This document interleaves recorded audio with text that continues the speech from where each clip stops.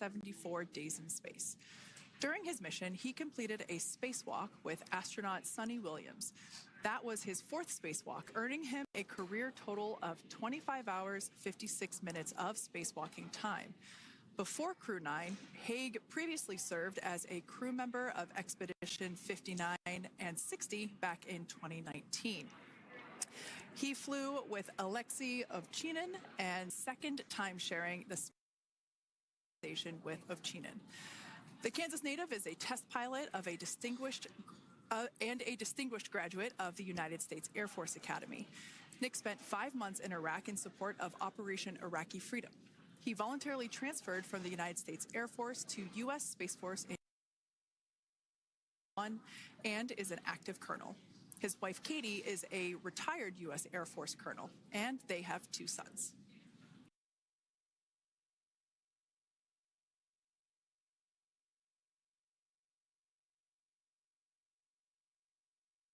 On June 6th.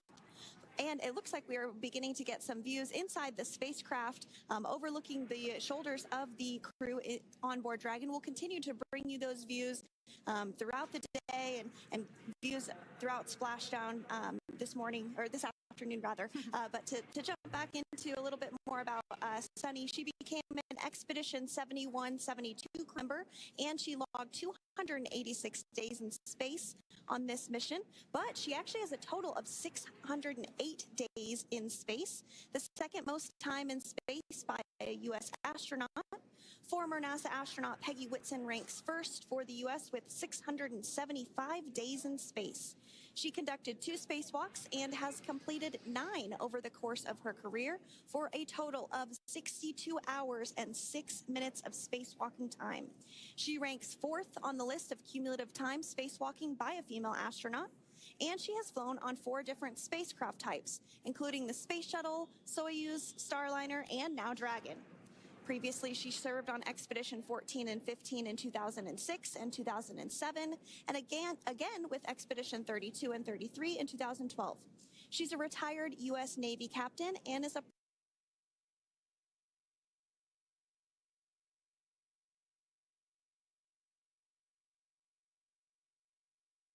space. He conducted 1 spacewalk and completed 5 over the course of his career, earning him a total spacewalking time of 21 hours, 2 minutes. He's flown on 4 different spacecraft types throughout his career: the Space Shuttle, Soyuz, Starliner, and now Dragon.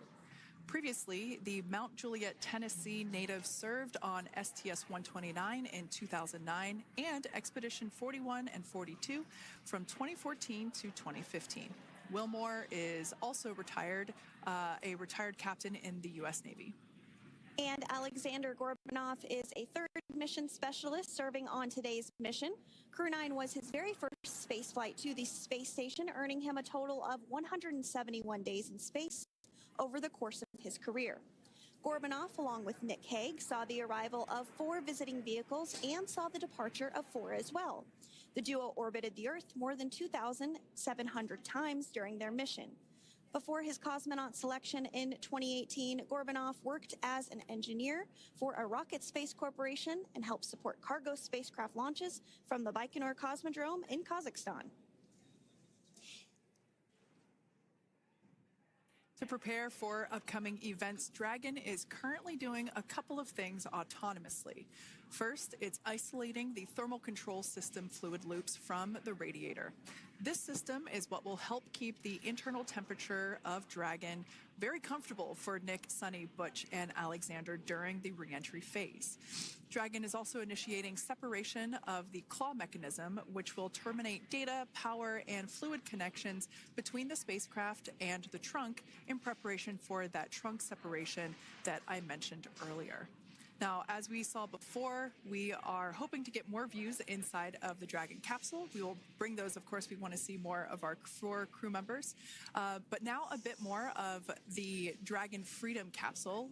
It has flown on several missions for NASA. It first launched April 27th, 2022. to the International Space Station on NASA's SpaceX Crew 4 mission. It was subsequently used for 2 private spaceflight missions to the space station for Axiom Space, Axiom Mission 2 in May 2023, and Axiom Mission 3 in January of 2024. And of course, Crew 9 launched last year, is September 28th. So yeah, a little bit about the Dragon Freedom capsule. Here, a view that we have once again between the shoulders of Commander Nick Hague, who is on the left-hand side of your screen there, and Mission Specialist Alexander Gorbanov there on the right. That's right, Kate. And the next major milestone that we're looking ahead towards this afternoon is claw separation. We're targeting that claw separation at 2:05 p.m. Pacific time this afternoon, so less than 10 minutes from now. Continuing to get some views inside Dragon Freedom. To the far left there is NASA astronaut Butch Wilmore, and as you can see, the crew is suited up in their space suits. They are suited up in what we call dynamic phases of flight. So when they launch, when they dock, when they undock, when they return back for splashdown. We might hear some call-outs on the loops about putting their visors down. That will happen just prior to deorbit burn. And you'll hear us pause when some of those communications happen. That's because we want to make sure that we are relaying the best information to you all, and so that you hear it as well. So if you do hear us pause, that is what we're doing. You also see they have their on there, and I know the gloves are pretty unique on the Dragon spacesuits, right? They're custom created? Yes, the spacesuit overall is custom fit for each astronaut. These gloves enable usage of the touchscreen panels that they have in front of them. We can't see it from this view, but that view we saw earlier between Alexander Gorbanov and Nick Hague, that is a touchscreen. It allows the crew to monitor everything that Dragon is doing, along with those tablets that they have there on their legs. So yeah, the spacesuit itself is intended to act as a mini spaceship, if you will, as once the visors are closed, it is able to maintain a pressure in the unlikely event of a depressurization event for Dragon. So there we can see those screens I was talking about. So there in the center, we've got the location tracker, as well as on the left-hand side, it's mapping out the operations that Dragon is executing. The crew has to remain well informed of all these things that Dragon is doing autonomously. That basically means that Dragon is flying itself. The crew has the ability to gain control of the capsule if necessary, but the capsule is essentially going to bring itself home. But of course, in order to be familiar with Freedom, SpaceX, deorbit sequence start in 5 minutes.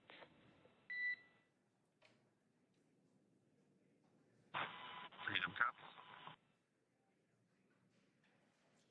And so we did hear that call out for the deorbit sequence start to begin here in 5 minutes. That call from the ground came from the core, or Crew Operations Resource Engineer here in Hawthorne, Mission Control just behind us. And that went up to Commander Nick Hague. He's going to be doing the majority of the communications during the flight downhill today through Splashdown, and they'll be communicating with the core all along the way.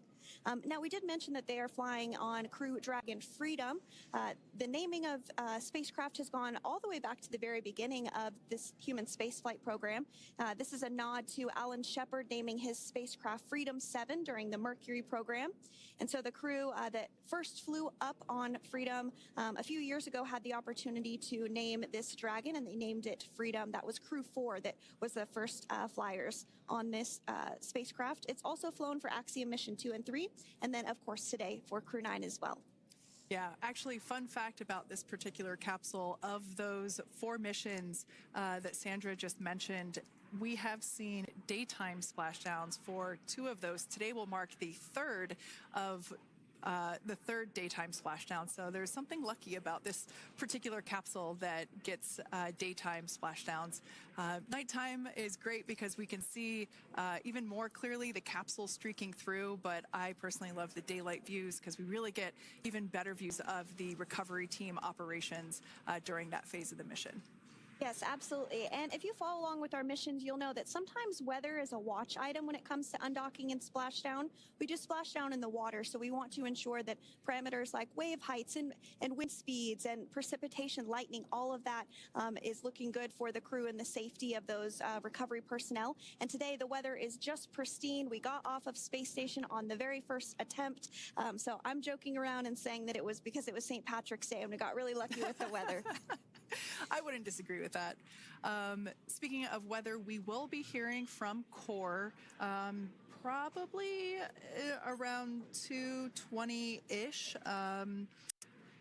Typically, before we enter the period of loss of signal, or LOS, we will hear an entry briefing from the core, the crew operations resource engineer, and they will deliver important information like updated anticipated splashdown and loss of signal times to the crew, as well as the wave height and wind speed. So we'll be standing by to listen in on those. Like I said, that will happen shortly after. Typically after trunk separation. I can't quite remember if it's before or after deorbit burn. It must be before. But in any case, we'll be hearing all of that coming from core. In fact, that individual is seated there in the room on your screen. That is SpaceX Mission Control in Hawthorne, California. That room is located just over our shoulders, and that is where Dragon operators are standing by on console, monitoring the progress of Dragon as it continues its way home. It's been, at the point of splashdown, it'll be about 17 hours since Dragon undocked from the International Space Station.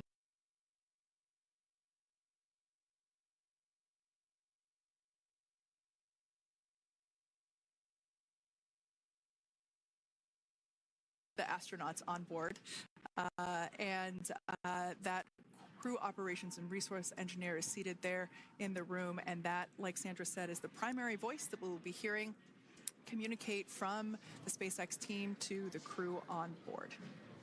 That's right. And so it looks like we're about 3 minutes or so from the claw separation portion of today's flight. The claw is a portion on the spacecraft that holds the trunk to Dragon.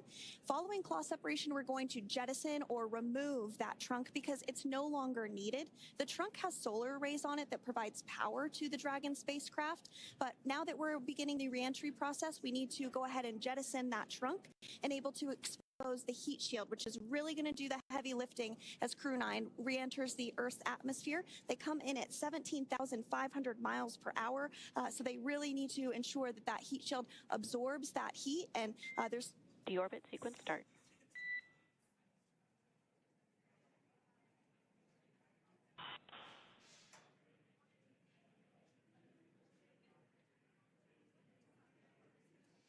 And so we did just get communications there that the deorbit sequence start has begun.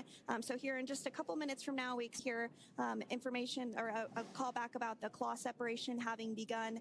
And again, that kicks off that trunk separation portion that I was discussing to remove that, expose the heat shield, and then eventually we'll have the deorbit burn, and we'll continue to walk you through all of these milestones as we approach them ahead of our splashdown at 2:57 p.m. Pacific time this afternoon off the coast of Tallahassee, Florida. Yeah, we're very excited to bring the Crew 9 crew home. Sandra, we were talking about the trunk separation. That trunk is on a trajectory that will re-enter in the atmosphere and break up upon that re-entry.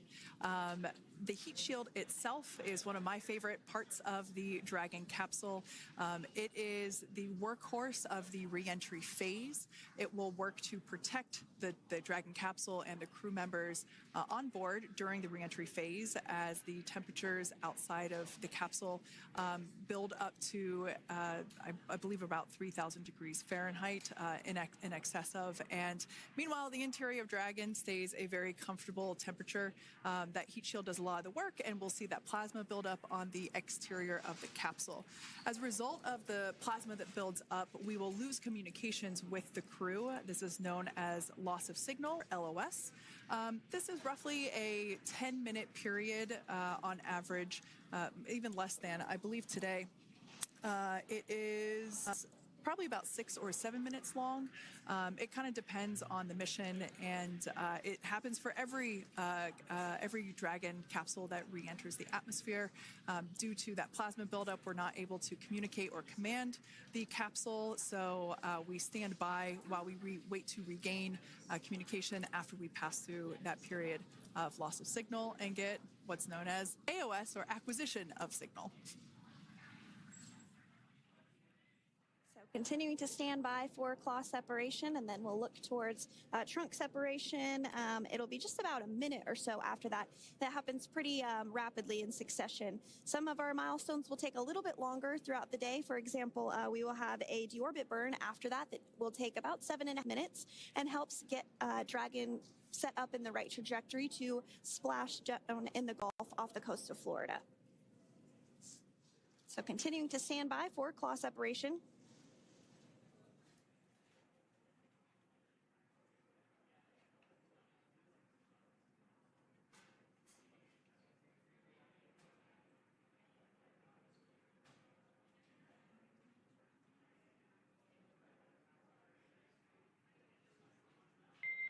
Nominal trunk jettison. All right. Freedom copies. Great news there. That trunk has been jettisoned from the Dragon capsule. So the claw was separated. That's the mechanism that connects the telemetry and power between the Dragon capsule and the trunk. In order to expose the heat shield underneath Dragon, we had to jettison that trunk, and so we just got confirmation that that has happened. So that is great news. Basically means that telemetry is looking good, and that the nitrox system is primed for cabin and suit cooling, and the heat shield, like I said, is now exposed and ready for atmospheric re-entry. The trunk served its purpose by gathering energy from the sun through its solar cells and converting that to battery.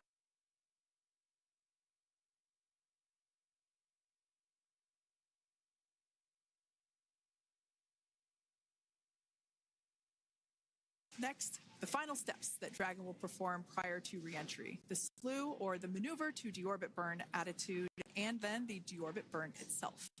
This deorbit burn is the last time that the forward Dracos, which are the 4 thrusters located on top of the spacecraft under the nose cone, it's the last time that they will ignite. The deorbit burn will place Dragon on a precise trajectory to return to the splashdown zone off the coast of Florida, off the coast of Tallahassee, Florida, and that will last about 7.5 minutes once it starts. And so deorbit burn is targeted for 2:11 p.m. Central Time, so about 2 minutes from now. As we mentioned, it's going to last about 7.5 minutes, again, helping to get Dragon into the precise trajectory to ensure that splashdown occurs in the area that was calculated and where the recovery team is already in place, ready to support splashdown operations today. The recovery vessel Megan is the ship that is going to be utilized today, and we also have what is called fast boats that go out first to check the spacecraft and make sure everything is looking good before the recovery vessel Megan approaches. So that whole recovery process takes about an hour, I would say, from the time the crew splashes down to the time they're on the boat and the crew gets out of the capsule. And we'll continue to bring you live coverage through every step of the way today as Crew 9 returns home. Indeed. Now, let's take a little bit of a closer look at Dragon. One of the great things about being close to the space station is that we can use space station cameras to look at Dragon. But now that Dragon is on its way home, we don't have those external cameras. So here's an animation of what the capsule looks like. We've got the pressurized section, the capsule on the top, and the trunk, or the unpressurized section, on the bottom. That's where those solar panels that we manufacture in-house are located, soaking up the energy from the sun and turning it into power for the capsule. At the very top of the capsule is the nose cone. That is where the Dracos, the forward Dracos, are located. That nose cone is currently open, not closed like we saw in that animation.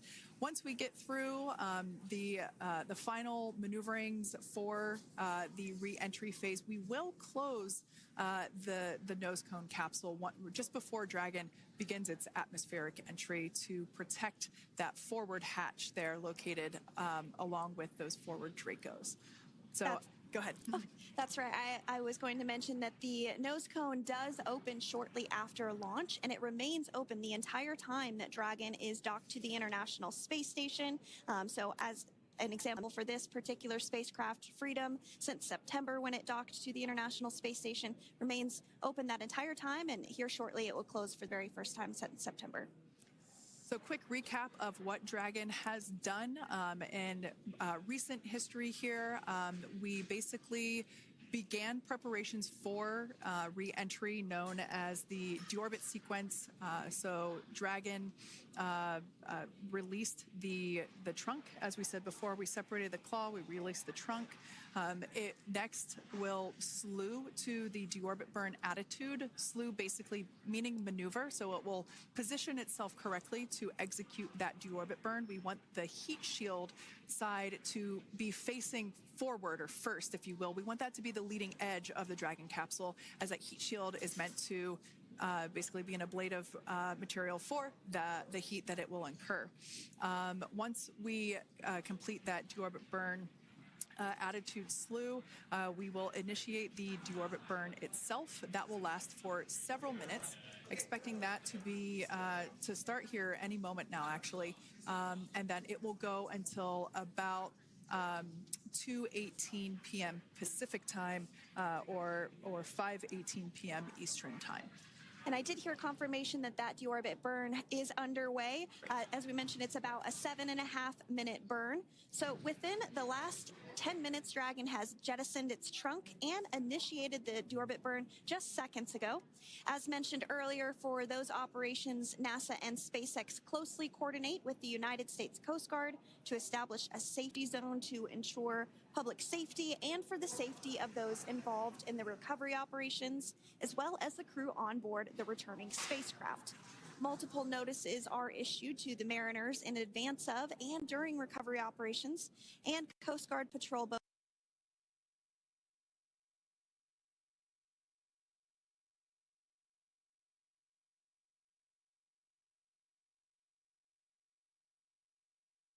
and any other boats interfering increases the risk to not only the astronauts in Dragon, but the teams working to recover them from the water and the safety of those that may come too close. So for the safety of the crew, which you see there on your screen, your safety, we recommend you sit back and watch as we'll continue to bring you the best possible views of our astronauts' homecoming. Yeah, as I mentioned earlier, this deorbit burn is the last time that we will utilize our 4 forward Draco thrusters. Forward basically meaning at the top of the Dragon capsule. Dragon Freedom has not yet entered the Earth's atmosphere. This deorbit burn is what will line the vehicle up and put it on its final trajectory to the landing site right off the coast of Tallahassee, Florida. So basically, it is the last burn that the Dragon spacecraft executes and is what really locks it in for that precise landing. As you can see on your screen right now, Nick, Suni, Butch, and Alexander are using their screens to keep tabs on the burn duration, the Draco firings, and trajectory details such as entry angle, spacecraft perigee, and how much distance remains until deorbit burn termination. As I mentioned earlier, Dragon is flying itself. So all the crew has to do is stay strapped into their seats and keep tabs on things. Although I must say, if I had one of those window seats, it would be pretty difficult to restrain myself. Now, with Nick, Suni, Butch, and Alexander ready to deorbit and splash down back on Earth, they will be heading to one of 8 targeted sites supported by SpaceX and NASA. All of these sites are located off the coast of Florida, either in the Gulf of America or the Atlantic Ocean. Spreading the supported sites across multiple locations helps maximize the return opportunities for this mission and future crews, lowering the chance that we'll have to wave off due to bad weather. For those of you following along, you'll know that today's splashdown marks our final Dragon recovery on the East Coast. After 6 great years of successful recovery operations off the East Coast, we'll be moving all Dragon recovery operations back to the West. And as always, NASA and SpaceX jointly select our splashdown location. And for today, the prime recovery site is off the coast of Tallahassee, Florida. The selection process works with a lot of different variables, including the space station's orbital trajectory or path that it follows, what landing sites are available and have favorable weather, how much free flight capability Dragon has for the trip home, and the sleep schedules for the returning crew members, as well as, of course, the big one, the weather. We'll start with calculating daily return options based off of the space station's current orbit and Dragon's capabilities to maneuver and line up for reentry. The time from undock to landing at the primary site can vary from less than 6 hours to more than 39. Getting home the quickest comes with some obvious benefits, but we always have to make sure the crew is properly rested for dynamic operations, preventing us from scheduling 20-plus hour days for them, of course.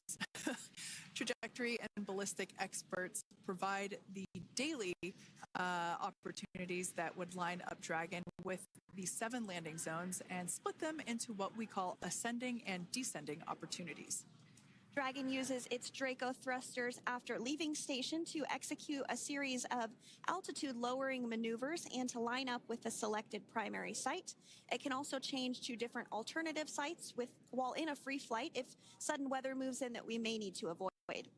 So, as we've mentioned, weather is something we're constantly looking at, making the final call to proceed about 2.5 hours before the crew undocks. So for the Crew 9 return, we looked at a number of weather items. Some of the obvious ones are no rain or a chance of lightning in the recovery zone, both for the safety of the crew inside Dragon and the recovery teams in the water. And we're also looking for wind speeds to be less than 15 feet per second or about 10 miles per hour, and relatively calm seas so that we can safely execute recovery operations, which includes landing a helicopter on the recovery ship to fly Nick, Suni, Butch, and Alexander back to Florida. Once Dragon began flying today, we had a number of additional checkpoints to either proceed towards the primary site, head to the alternate, or select a new zone based on real-time weather data. These checks happened all the way up until we were in the final hours before the deorbit burn, which has just about a minute or so left in it. And this is the last burn in the trip home that commits Dragon to re-entering the Earth's atmosphere. Now, we are currently waiting to conclude the deorbit burn. We've got less than a minute until that finishes. We will expect to hear a call out for nominal burn, which will confirm completion of that deorbit burn for Dragon Freedom. We can see images there from the touchscreen display panels that the crew utilizes in flight. We can see the visualization of exactly which one of the 4 forward Draco thrusters are firing. That's why you have kind of like a strobe effect there.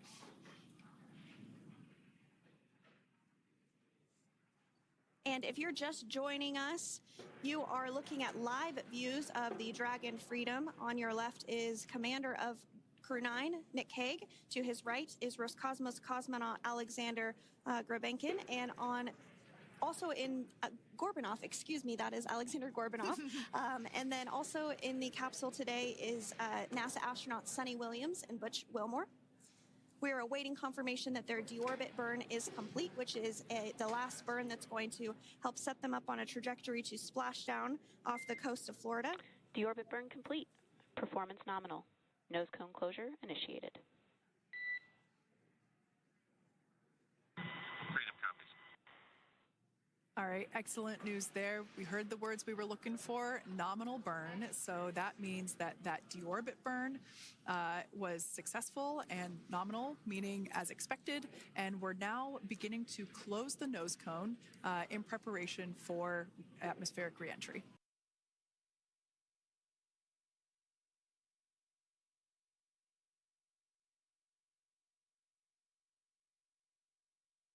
Initiated the nitrox suit purge, which will help keep Nick, Suni, Butch, and Alexander cool and comfortable during re-entry, which is coming up in about 20 minutes from now. At this point, the nose cone is closing and protecting the forward hatch for reentry, and the crew are using their screens to continue to monitor the locking of the nose cone, which is done by a set of hooks. And as we mentioned earlier, that nose cone has remained open since September, so this is the first time it's closing in a few months. Yeah, that's absolutely right. Now, we will be expecting, as I mentioned before, an entry brief from SpaceX Core. Again, that's the crew operations resource engineer who is seated in that room that you see there on your screen. That entry brief will provide updated times for anticipated splashdown as well as the loss of signal or period of LOS. That briefing will also give us information such as wind speed and wave height at the expected splashdown location. But all in all, everything has been great today. All events have been executed on time as expected, and we are looking forward to a splashdown of the Crew 9 crew at about 5:57 p.m. Eastern Time or 2:57 p.m. Pacific Time. Between now and then, things are going to start moving quite quickly. In fact, if anything, this will have seemed like the slower part of the reentry phase. We're going to go through, like I said, that period of loss of signal or LOS. That period is a few minutes long where we are unable to communicate or command the capsule due to the plasma that builds up on the exterior of the capsule.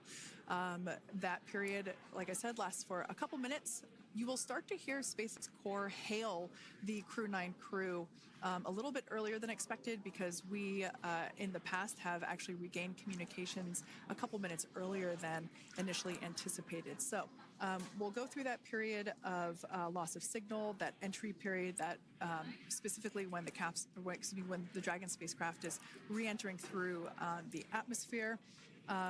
Approximately at about 18,000 feet when the capsule is traveling at 350 miles per hour. We will see our first views of parachutes for the day. It's one of my favorite moments of return sequences is when we get to see the Drogue parachutes. We'll see the Drogues come out. Those Drogues will help slow the vehicle down to about 119 miles per hour. And then that is when the main parachutes will come out from the Dragon spacecraft and then ultimately end in splashdown. And we are hearing confirmation that the nose cone is closed and everything was nominal or as expected with that closure. So as we begin the second half of entry, Dragon is now beginning to inject cooled nitrox into the air being delivered to the spacesuits worn by Nick, Suni, Butch, and Alexander. Again, this is what will allow the crew to remain comfortable while external temperatures reach 3,500 degrees Fahrenheit as they re-enter the atmosphere. So the heat shield is pointing forward, leading Dragon to the landing site. Yeah. Now, speaking of the heat shield, Dragon's primary heat shield is comprised of PICA 3.0, which stands for Phenolic Impregnated Carbon Ablator. The first-gen PICA was initially developed by NASA for studying and sampling comets within our solar system. SpaceX partnered with NASA to develop PICA X, which was the second-generation product used on all Dragon 1 cargo resupply service missions that resupplied the International Space Station on 20 missions. PICA 3.0 was developed specifically for use on Dragon 2 crew and cargo with enhanced structural and thermal capabilities that allowed the heat shield to be even more effective in the way that it utilized the ability to make that heat ablevate as it goes through the Earth's atmosphere.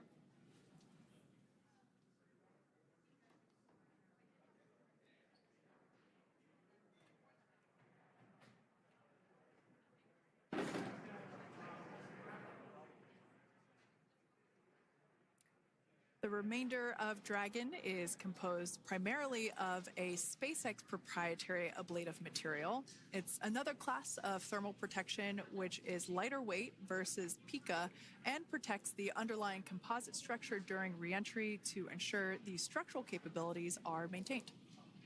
While Dragon will experience temperatures well over 3,000 degrees during peak reentry conditions, the characteristics of the thermal protection system coupled with the environmental control and life support system in the pressurized interior will ensure that Nick, Suni, Butch, and Alexander stay cool and comfortable during all phases of reentry through Splashdown.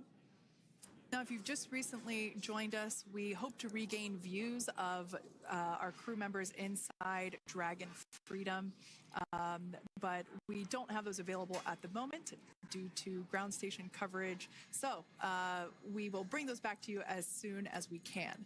Now, after Dragon Freedom has re-entered the Earth's atmosphere, a series of parachutes will deploy to slow the crew's descent. First will be the 2 Drogue parachutes, followed by the 4 main parachutes, and those will guide Dragon to its first contact with Earth since it launched back in September. Dragon will automatically deploy these parachutes when different pressure and positioning sensors on the spacecraft detect that they're at the right speed and altitude.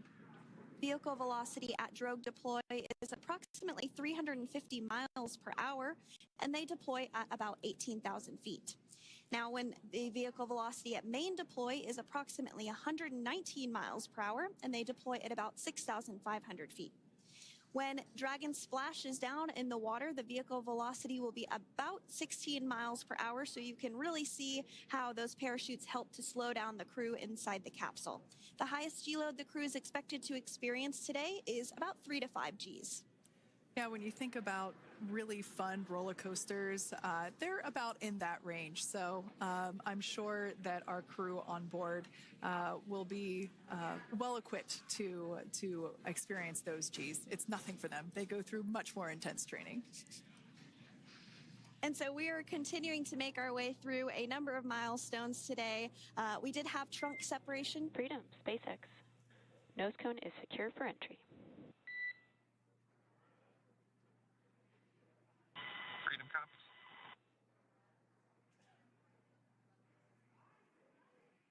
All right, great news there. That tells us that the final physical configuration change for Dragon is complete. We have closed that nose cone. This is the last physical change that Dragon undergoes prior to re-entering the Earth's atmosphere.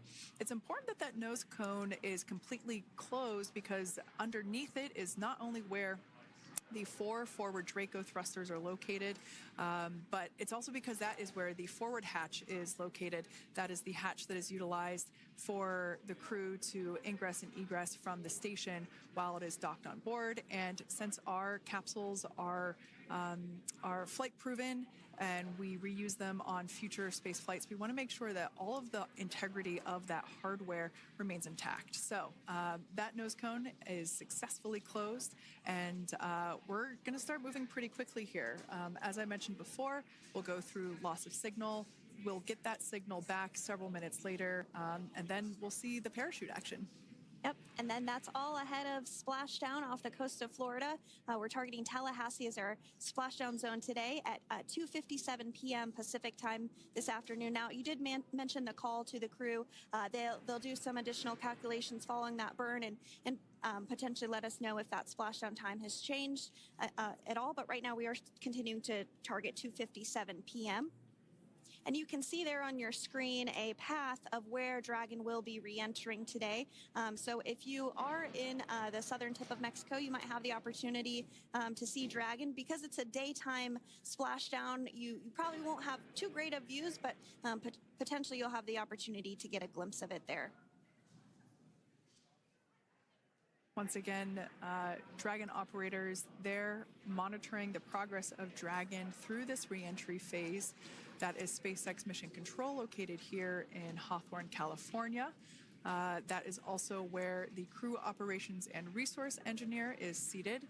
That person is the voice that we have heard multiple times and will continue to hear as the primary point of contact to the crew on board Dragon Freedom.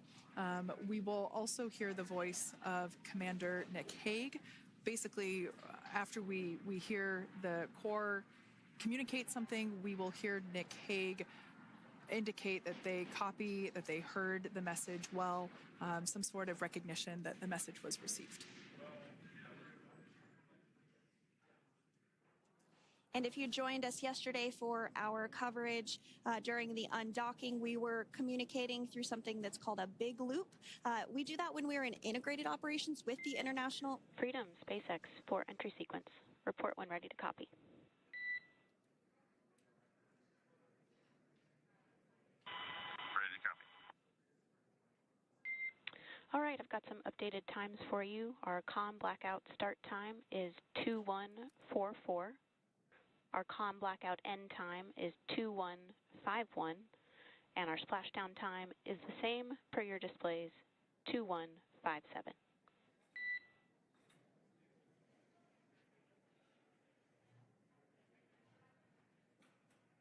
Okay. Understand comm blackout start 2144, stop 2151, splashdown per display. That's a good readback. And with that, please report when tablets are secured behind the elastic bands, restraints are tight, and visors are down. And copy, Wilco.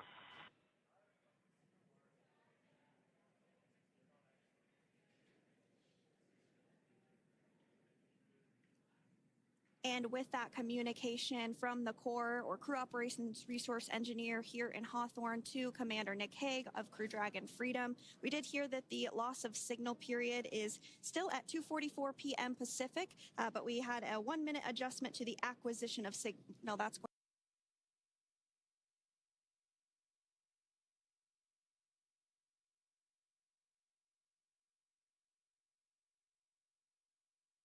there as Dragon continues to make its way home with the Crew 9 crew. As we've mentioned before, we are splashing down on the Gulf Coast. We have ability to splash down on either side of Florida, but the location site just outside of Tallahassee, Florida is the site that was selected today due to best recovery conditions. And as Sandra mentioned before, weather is always a watch item, but everything is looking great for that particular recovery location. So I'm sure once we start getting views from the recovery vessel, I have a feeling it's going to be a pretty beautiful afternoon. And we did mention that, of course, this is a daylight splashdown, so we should be getting some great views.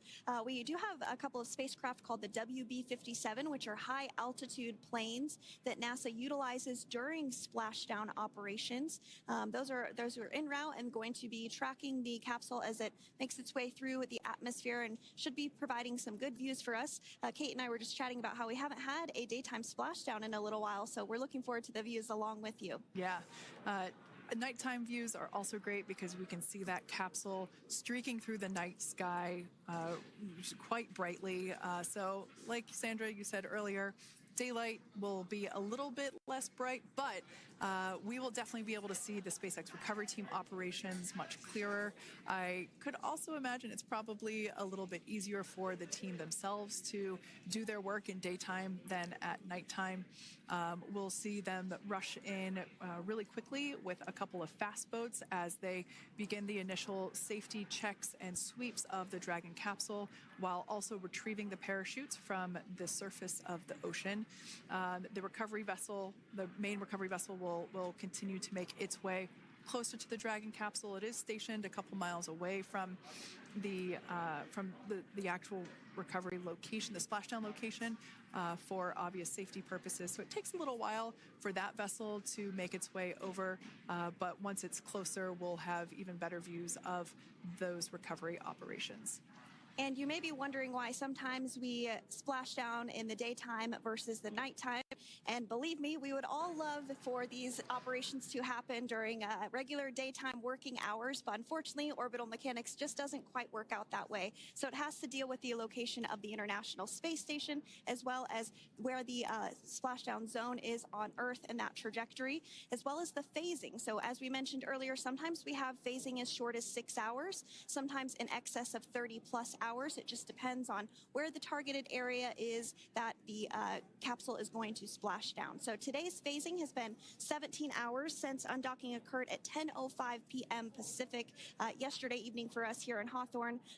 Early wee hours for folks on the East Coast and other areas of the United States.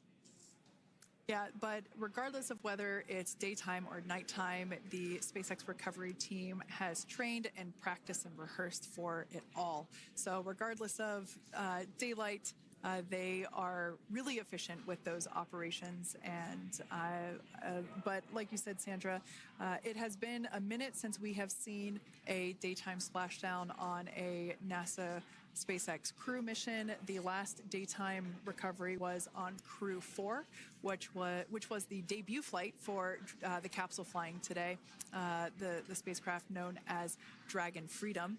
And so, yeah, kind of a fun fact there in terms of the timing of that daylight splashdowns. Once again, standing by for more communication with the crew. The next event that we have coming up is the start of that period known as loss of signal. That is the period still expected at 2:44 p.m. Pacific time.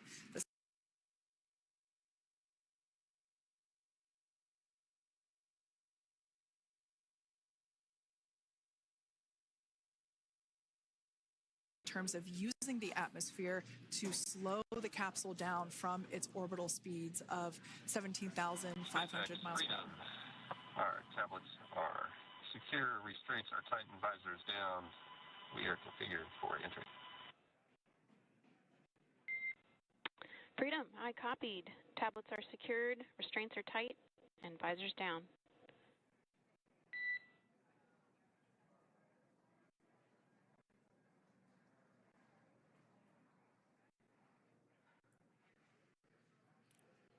All right, great news there in terms of continuing to make progress. That back and forth communication we heard was just letting Core know that per their instructions, Crew 9 has now put away everything that was necessary in order to begin the re-entry, including those tablets that were located on their legs. Those are now stowed away. They've tightened that safety harness that we see there, and the visors are now down. So with all that being said, let's take a minute to meet our returning crew. U.S. Space Force Colonel Nick Hague is your Crew 9 commander. He was selected by NASA as an astronaut in 2013. This was his second spaceflight to the International Space Station and third launch overall. He spent 171 days in space with Crew 9 and has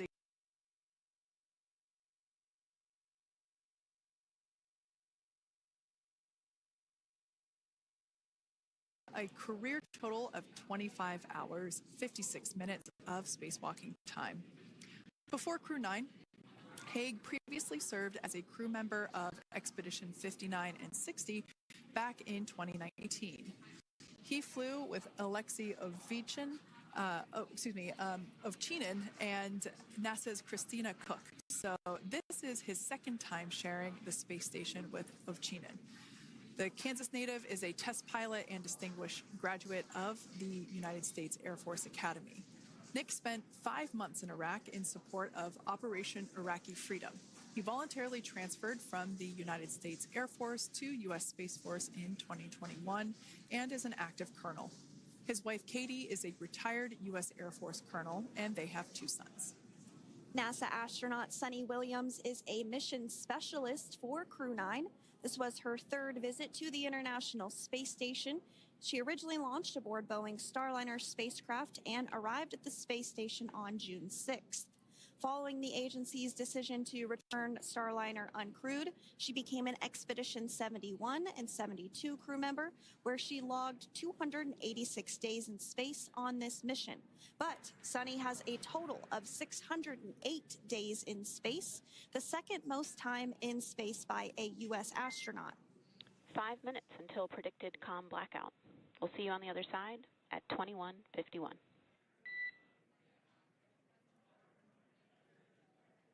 Talk to you soon.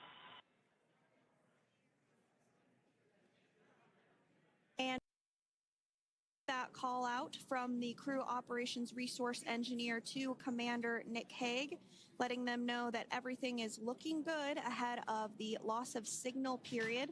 We will see the crew on the other side of the loss of signal period at 2:51 p.m. Pacific time this afternoon. Continuing on about Suni Williams, who has a total of 608 days in space, the second most time in space by a U.S. astronaut. Former NASA astronaut Peggy Whitson actually ranks first for the U.S. with 675 days in space. Suni conducted 2 spacewalks and has completed 9 over the course of her career for a total of 62 hours, 6 minutes of spacewalking time. She ranks 4th on the list of cumulative time spacewalking by a female astronaut, and she has flown on 4 different spacecraft types, including the Space Shuttle, Soyuz, Starliner, and now Dragon.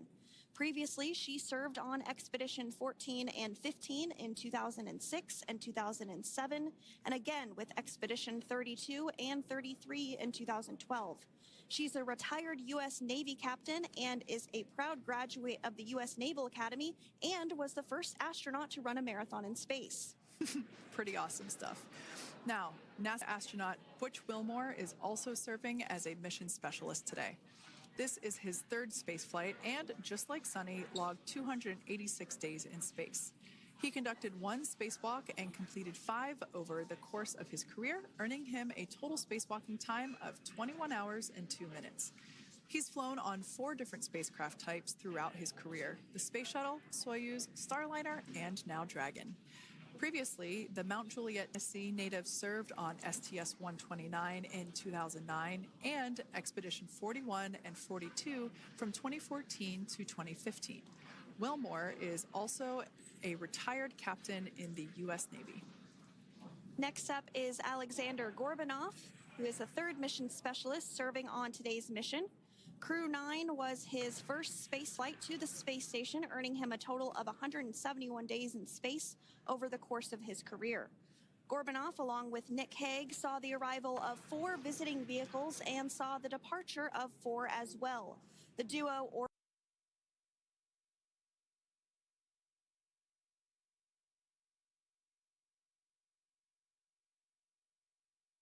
cargo spacecraft launches from the Baikonur Cosmodrome in Kazakhstan.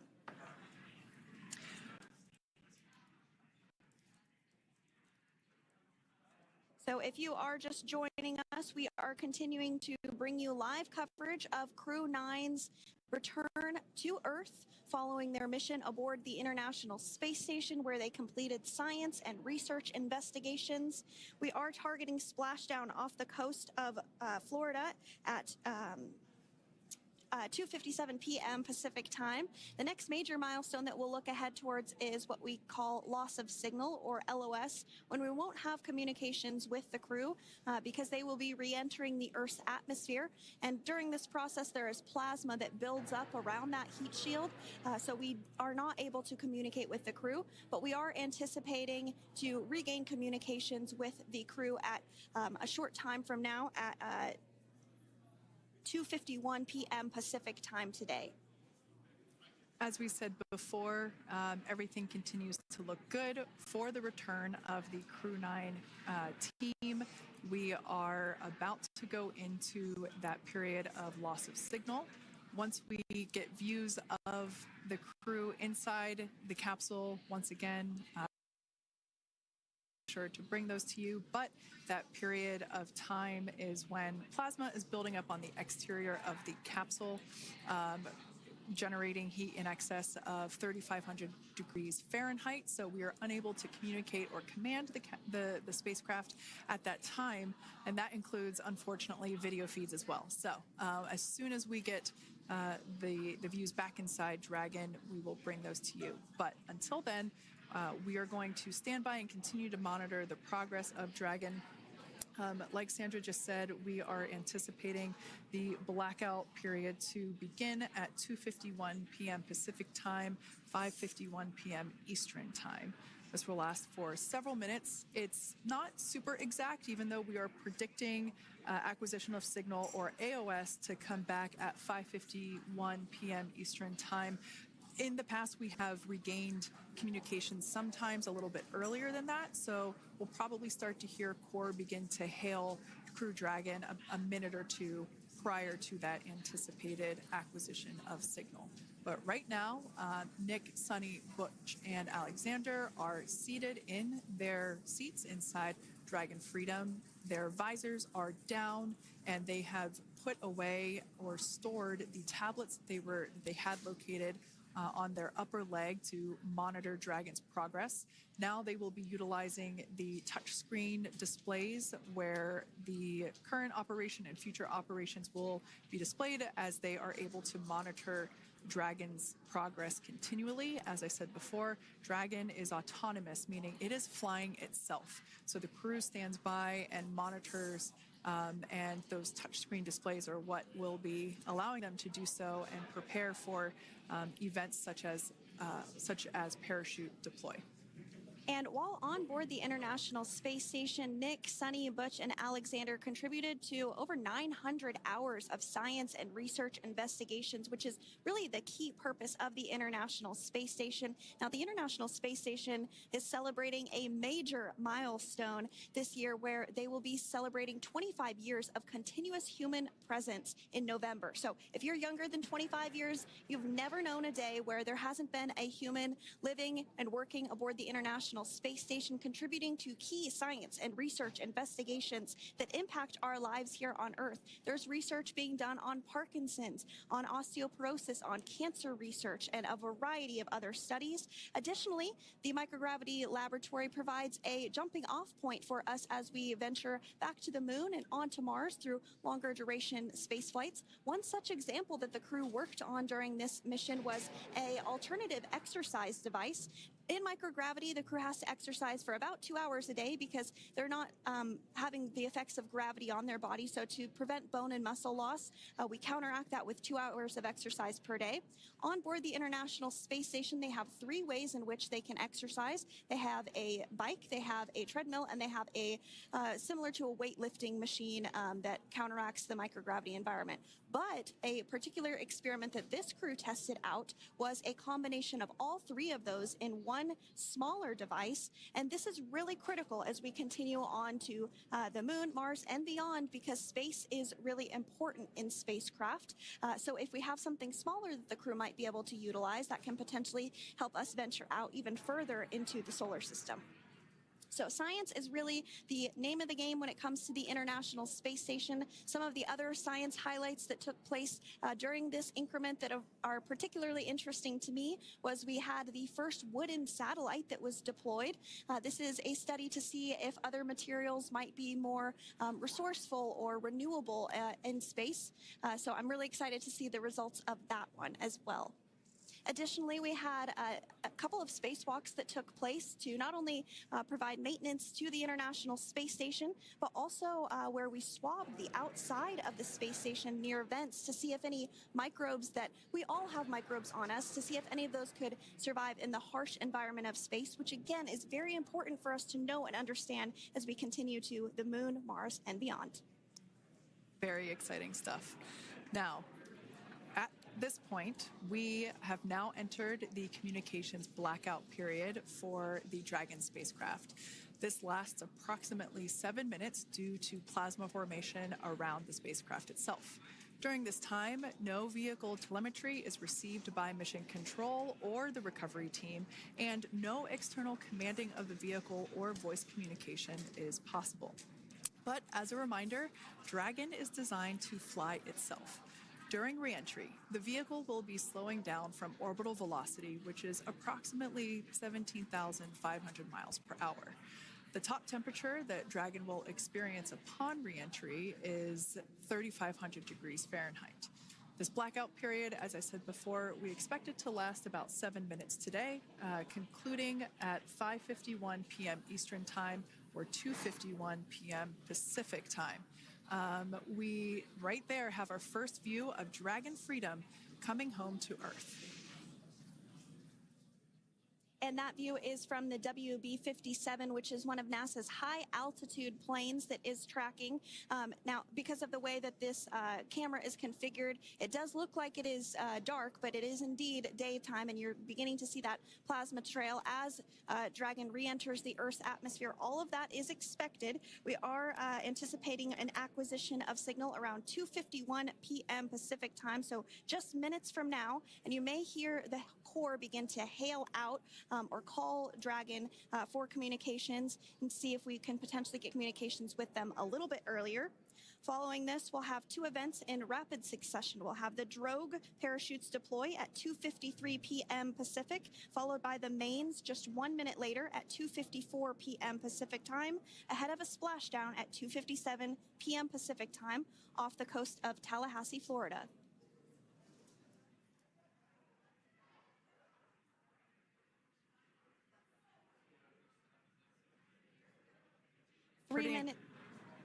Pretty incredible views of the Dragon spacecraft making its way home back to planet Earth with the Crew 9 astronauts on board. Once again, this view is coming from the WB-57 plane. That heat shield we can see doing magnificent work as it works to Freedom, SpaceX, Comcheck.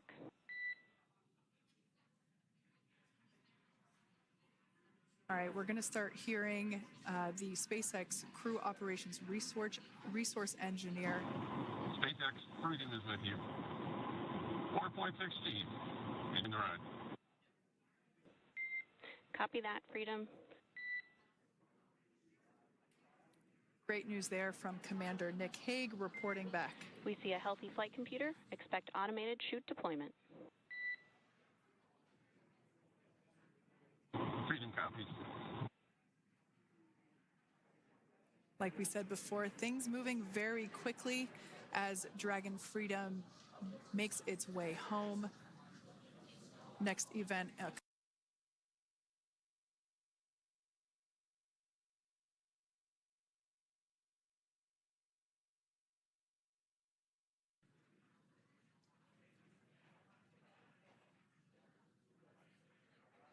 We're about 2 minutes away from deployment of those Drogue parachutes.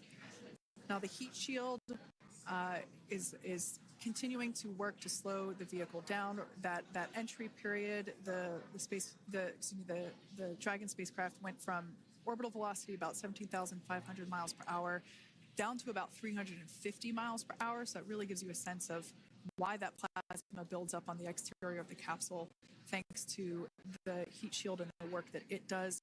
Those Drogue parachutes will slow it down from 350 to about 119 miles per hour. We can see 15 kilometers. Brace for Drogue window. We can see seat rotation happening inside the capsule. Great to get those first views of our crew members. Once again, the capsules are going about 350 miles per hour when the Drogues are deployed. Those Drogue parachutes that we manufacture here in-house are going to slow the spacecraft down to 119 miles per hour. And that is when we will see the main parachutes deploy, and that occurs about 6,000 feet above the ocean's surface. And we are expecting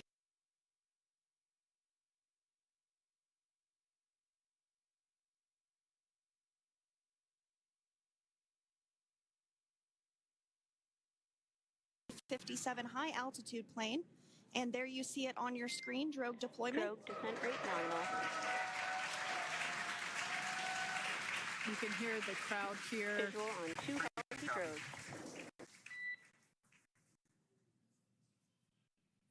The crowd here very excited as Dragon continues to make its way back to planet Earth.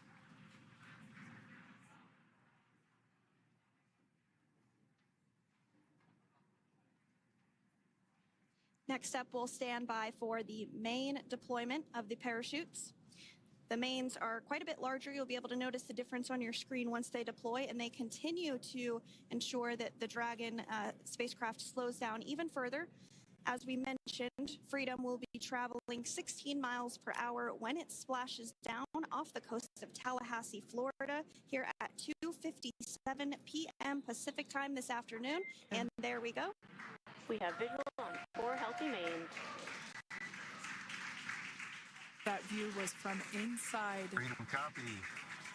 And That view was from inside one of the buckets where the parachutes are located. So we see a great view there of the reefing on those parachutes. And as those main parachutes begin to inflate fully, 4 beautiful, healthy mains. Now awaiting visuals of Splashdown. Next Freedom 1000. We'll start to hear Commander Nick Hague. Copy 1000. As we heard right there, Commander Nick Hague will be calling out the altitude of the Dragon capsule from here on out. Landing in water is simpler and provides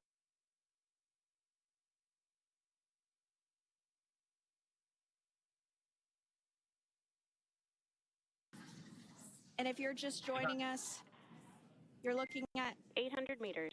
a live view of Crew 9, just minutes away from splashing down off the coast of Tallahassee, Florida. Splashdown 2 minutes from now at 2:57 p.m. Pacific. We do have 4 healthy mains really doing the job there. Just breathtaking views of a calm, glass-like ocean off the coast of Tallahassee, Florida. Crew 9 just minutes away from splashing down. This is really such an incredible shot. That Copy was 600. that was a live view from our.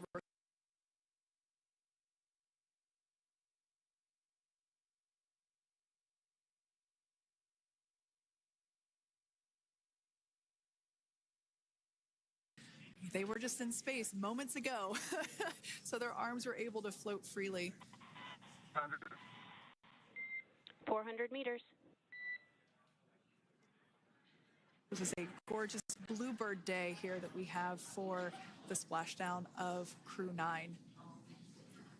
It's incredible to think that the Dragon capsule just minutes ago was going over 17,000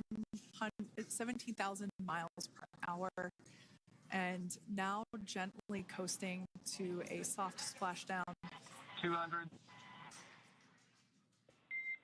Copy 200 meters. Brace for splashdown.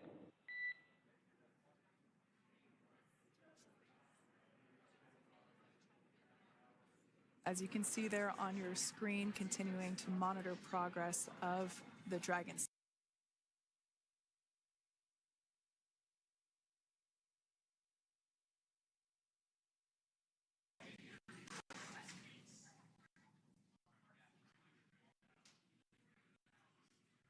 And splashdown. Crew 9 back on Earth.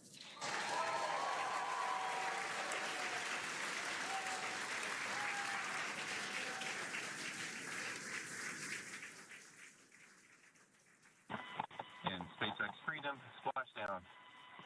Good main release. Copy splashdown. We see main chutes cut. Nick, Alex, Butch, Suni, on behalf of SpaceX, welcome home.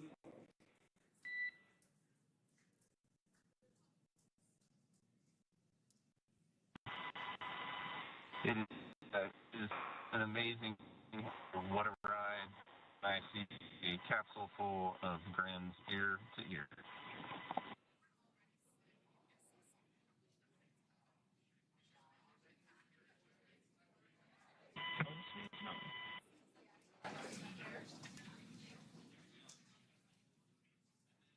And as you can see on your screen, we have visual confirmation of splashdown. Dragon Freedom has returned home, and NASA astronauts. System safety verifications are in progress. We'll report back when recovery personnel are en route.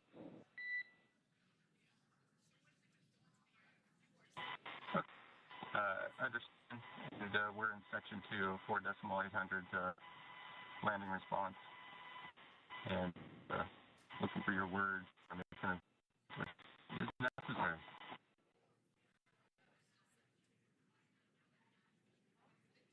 In the distance, we can see the recovery vessel making its way. Copy, you're in section 2 for the environmental assessment in 4.800. That is not necessary today.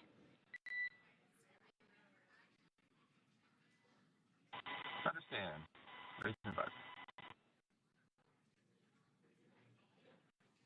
So we will continue to have communications between the Corps and Nick Hague, the commander of Crew Dragon Freedom, which just splashed down 2 minutes ago off the coast of Tallahassee, Florida. Dragon Freedom has returned home.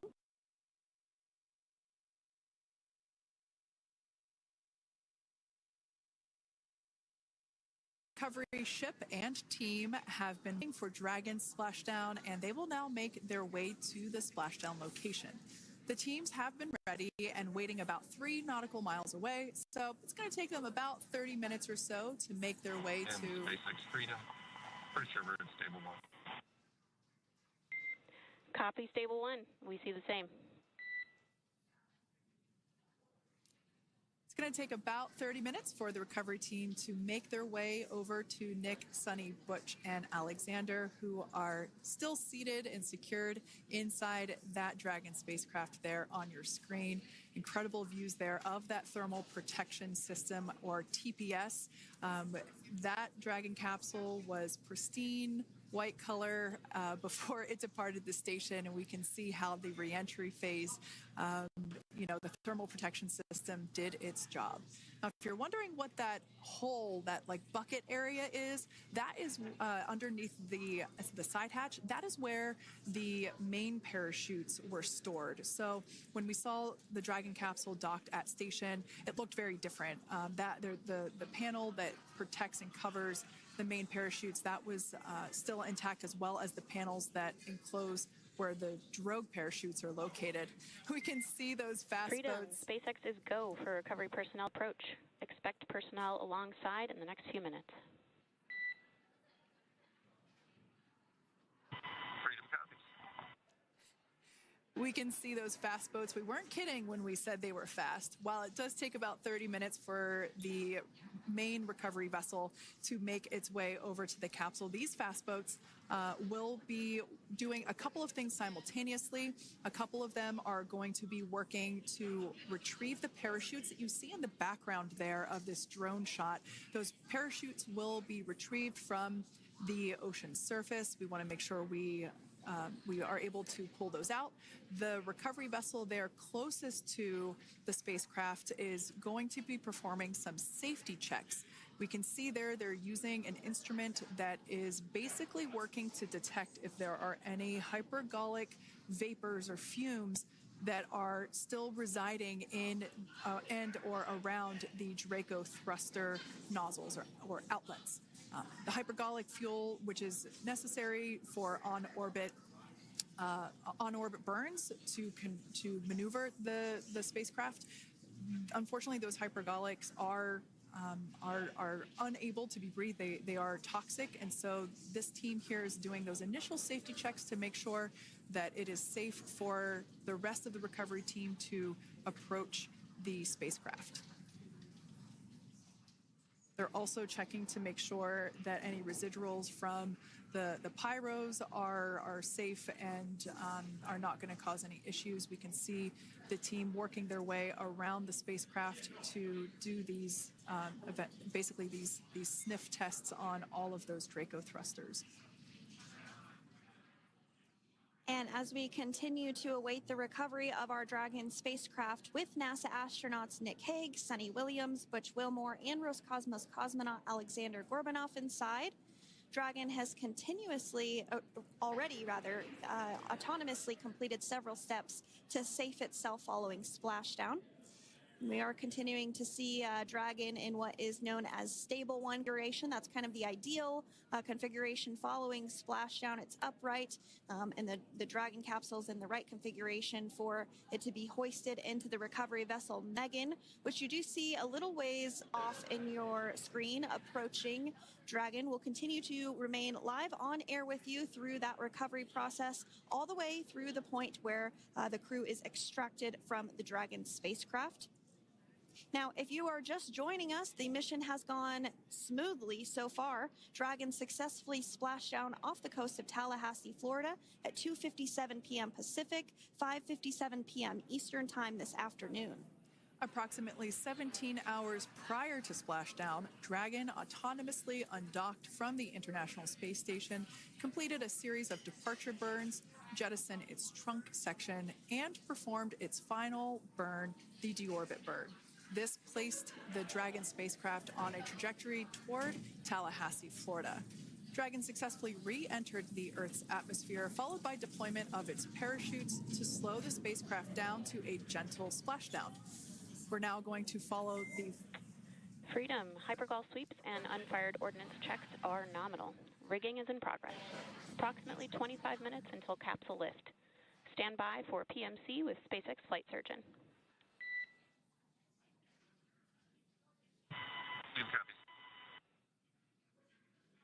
And so what we did just hear there was communications that those hypergol checks were complete.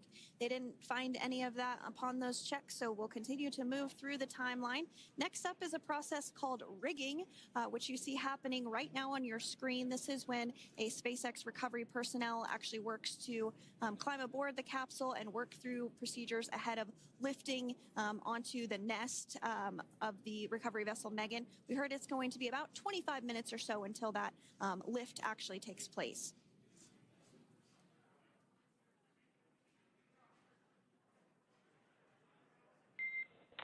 Okay, Freedom, the next call will be from the SpaceX flight surgeon on Dragon and Ground Private. Understand. Thank you. callouts there indicating that the crew will have the opportunity to do a quick check-in with the SpaceX flight surgeon. This is standard procedure for every Dragon spacecraft when it returns to Earth. It's just an initial check-in, make sure everybody is doing okay. They will also have another check-in with the flight surgeon once they are on board that recovery vessel that you see there in the background. We can now see that SpaceX recovery team member they're on top of the Dragon spacecraft. They are going to be working to install plugs in the Draco thrusters to ensure that none of those, and to ensure that no more hypergolic fumes or vapors come out from the spacecraft. They'll also place harnessing around the spacecraft that are required in order to lift it out of the water. Go ahead, Sandra. Continuing to get some views of the recovery personnel, both the main recovery vessel Megan, as well as some of those fast boats that we've discussed previously. It looks like just a beautiful day there out off the coast of Tallahassee, Florida. Weather was pristine. We were able to get undocked from the International Space Station as expected at 10:05 p.m. Pacific time yesterday evening, and Crew Dragon has since completed steps ahead of its splashdown at 2:57 p.m. Pacific, and we're now stepping through procedures to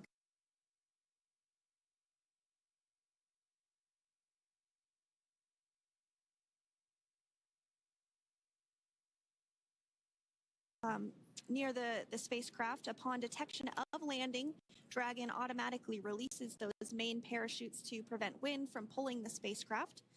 Dragon then automatically safes any pyrotechnics that may still be present on the vehicle and automatically perform additional minor system reconfigurations.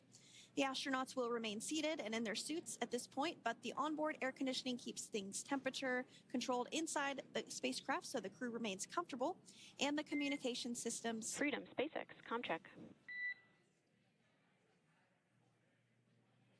SpaceX, this is Freedom. We have loud and clear. Copy that, Freedom. Have you loud and clear as well, and Dragon to Ground is no longer private. Understand, thank you. As we saw there on the screen, we have a couple of fast boats in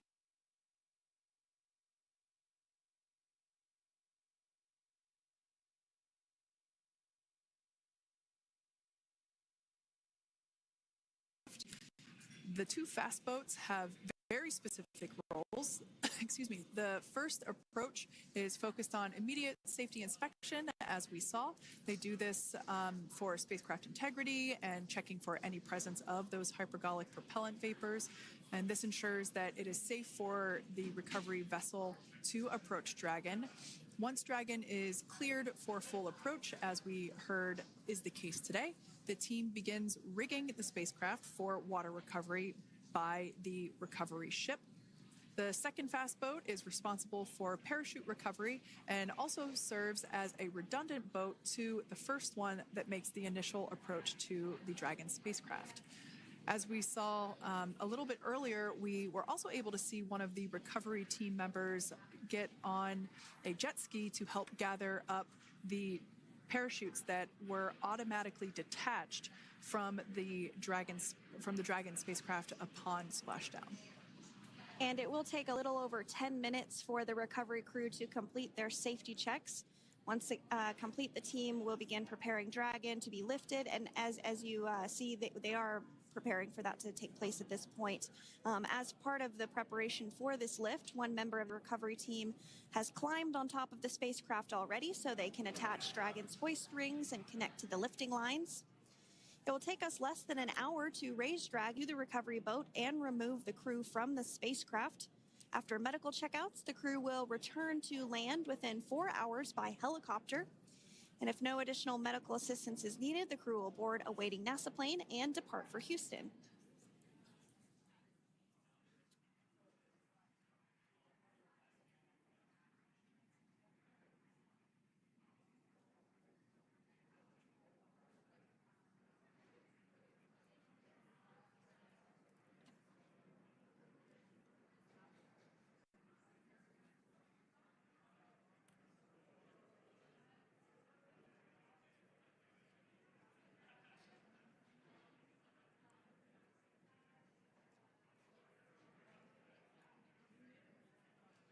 And as we continue to await Dragon to be hoisted up onto the ship, we have a very special treat. NASA Public Affairs Officer Jaden Jennings, who is actually on the recovery vessel and had a bird's eye view of the splashdown today. Jaden, how are you? How was the view from the recovery vessel? Hi, Sandra. How do you hear me? I've got you loud and clear, Jaden. It's so great to hear you. Awesome. So Splashdown, Sandra, was nothing Freedom, short of be advised. spectacular. We are transitioning the forward link. Comm will be unavailable for approximately 5 minutes. Freedom comes.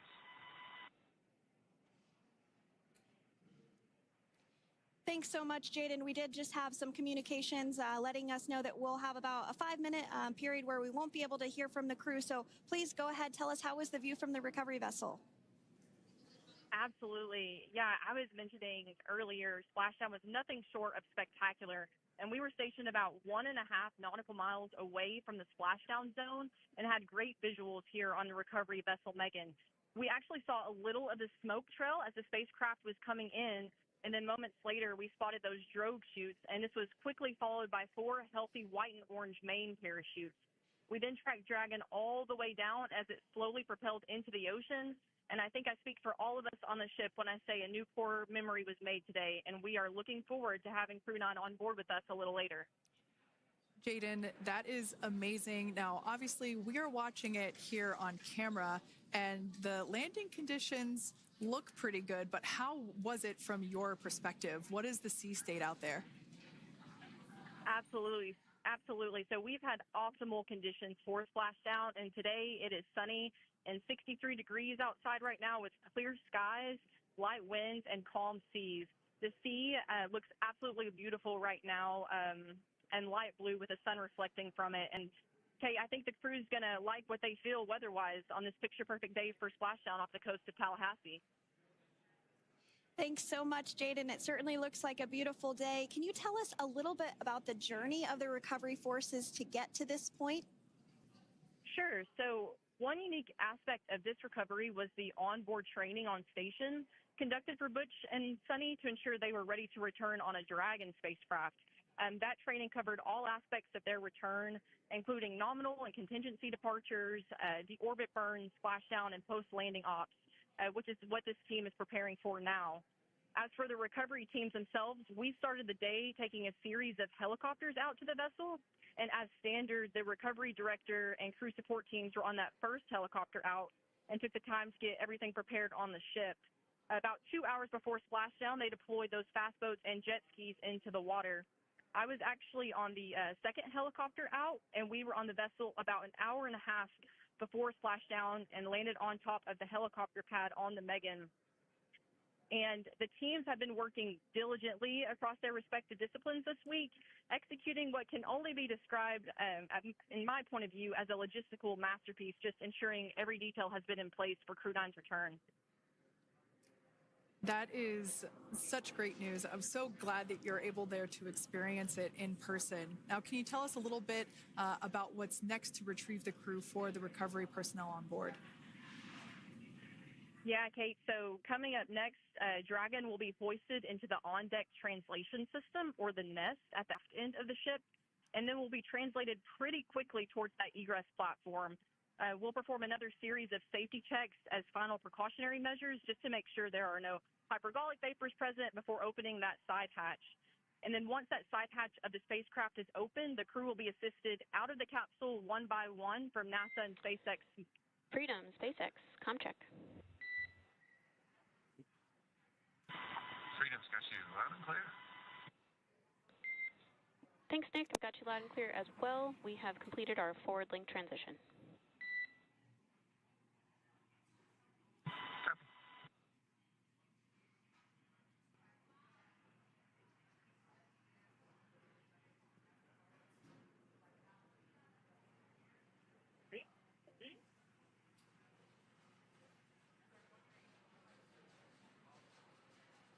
And Jaden, if you did just want to go ahead and let us know what is next to retrieve the crew, we are continuing to get some great views on our screen, but I know you have an even better view yourself. Oh, yeah, Sandra, the view is absolutely unbeatable. So just to kind of finish off what I was saying is once that side hatch of the spacecraft is open, that crew will be assisted out of the capsule one by one from NASA and SpaceX medical personnel, where they will then head to the med bay. And after those medical checks, they will get on that first helicopter out and arrive at the airport, where they will then board a NASA plane and then head back to Houston, Texas at the Johnson Space Center to begin their post-flight period. And we're eager to see the Crew 9 astronauts back on Earth, and we'll keep you updated on every moment of this process. And with that, I'll toss it back over to you guys in Hawthorne. Thank you so much. That was Jaden Jennings, NASA Public Affairs Officer, who watched Freedom splash down firsthand from the recovery vessel Megan. Thanks so much, Jaden. So we are continuing to get these great views on our screen here of Freedom. As we mentioned, it splashed down at 2:57 p.m. Pacific time off the coast of Tallahassee, Florida. The recovery personnel are continuing to step through procedures to hoist Dragon onto the recovery vessel Megan there, which is now coming into view. You can see just how close Megan is at this point, and that's that helicopter pad that Jaden was just discussing, where the crew will fly off of onto the coast of Florida, and then eventually they'll fly back to Houston. Just underneath that helicopter pad is that translation deck where we will see the nest once it is loaded up with the Dragon spacecraft on board. The nest will be translated to the forward end of the recovery vessel, and that is where our Crew 9 team members will egress from the Dragon spacecraft. Now, here on your screen, we can see dolphins, actually, who want to come and play with Dragon.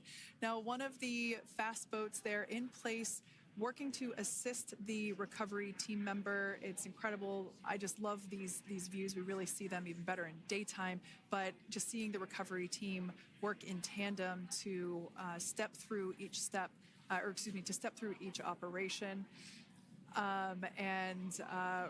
You know, obviously they're getting quick assists from the honorary part of the recovery team, those dolphins in the water there.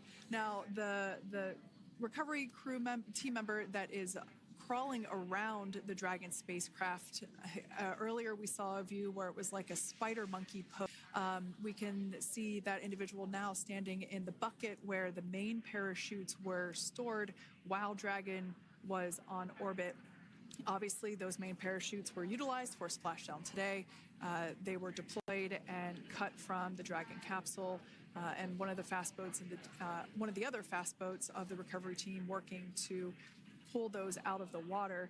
Now, the recovery team member that is they're working on top of the Dragon capsule. Earlier, we saw that person performing safety checks. Now we can see some harnessing being placed around the capsule. This harnessing is what will be used to lift the Dragon capsule out of the water and onto the recovery vessel. Wow, we got a cute little pod of dolphins. It wasn't just one or two. I mean, that water just looks beautiful. We had ideal splashdown parameters today. Obviously, wave height, ne'er a concern. The weather is beautiful, as Jaden mentioned, in the 60s, sunny. Looking forward to seeing Crew 9 exit the capsule here shortly once they get hoisted onto the recovery vessel Megan. We can see that capsule slowly but surely closing the distance there between, oh, dolphin cam back again. We can see that the Dragon capsule and the recovery vessel, that distance is closing. Again, this is just one more step as we continue to work recovery operations for Dragon Freedom, and we anticipate the lift of the Dragon capsule to occur here in just a few minutes. Now, once all of the rigging is on the capsule and it's hooked up to the recovery vessel, we will see the hydraulic arm, which is that kind of like bridge-like structure there at the aft end of the recovery vessel. We'll see that articulate backwards, and that's a good sign that we're getting even closer to pulling the capsule out of the water. It will then move forward, and the capsule will be placed inside of what you can see there is basically a basket. We call it the nest, Dragon nest, where that's where the capsule will be placed in order for it to be translated to the forward end of the vessel and for the astronauts to egress. And before that does take place, we'll have potentially views of the rigger go ahead and jump off of the spacecraft there. That typically occurs when the spacecraft is a little bit closer to the recovery vessel, and we usually get a really good view of that particular operation from one of the onboard cameras from the recovery vessel. That is an operation that I have a lot of respect and admiration for, that individual that does that.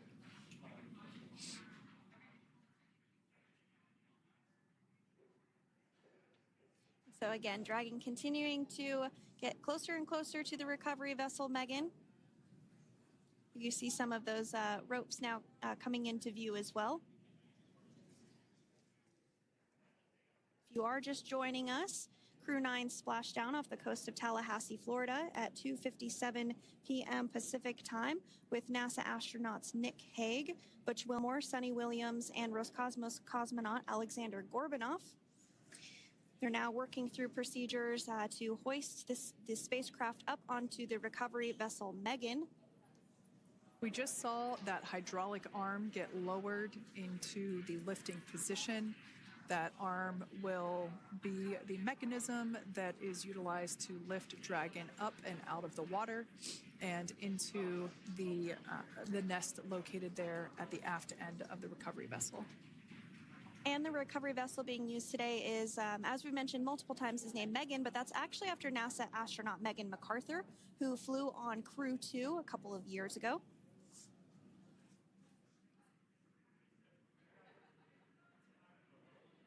We're getting some views now from actually inside the boat. Yeah, you're exactly right. This view is straight down the recovery vessel. That platform that was closest to the camera, that is the egress platform. Freedom, rigging is almost complete. Approximately 5 minutes until capsule lift. Great news there from SpaceX Core. So about 5 minutes left until we see Dragon Freedom get lifted out of the water. That hydraulic arm, as I said before, is the mechanism that will lift it. It's quite swift, actually, the whole process of getting the spacecraft. Brace for capsule lift. Bracing. There it goes, Dragon Freedom being lifted out of the water and onto our recovery vessel Megan.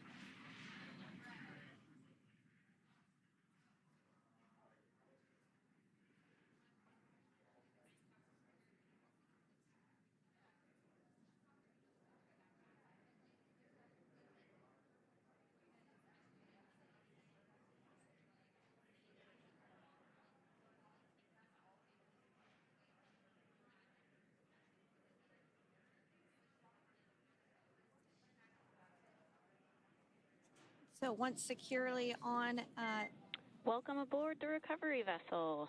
Recovery personnel are completing final checks and stand by for translation to the Egress platform.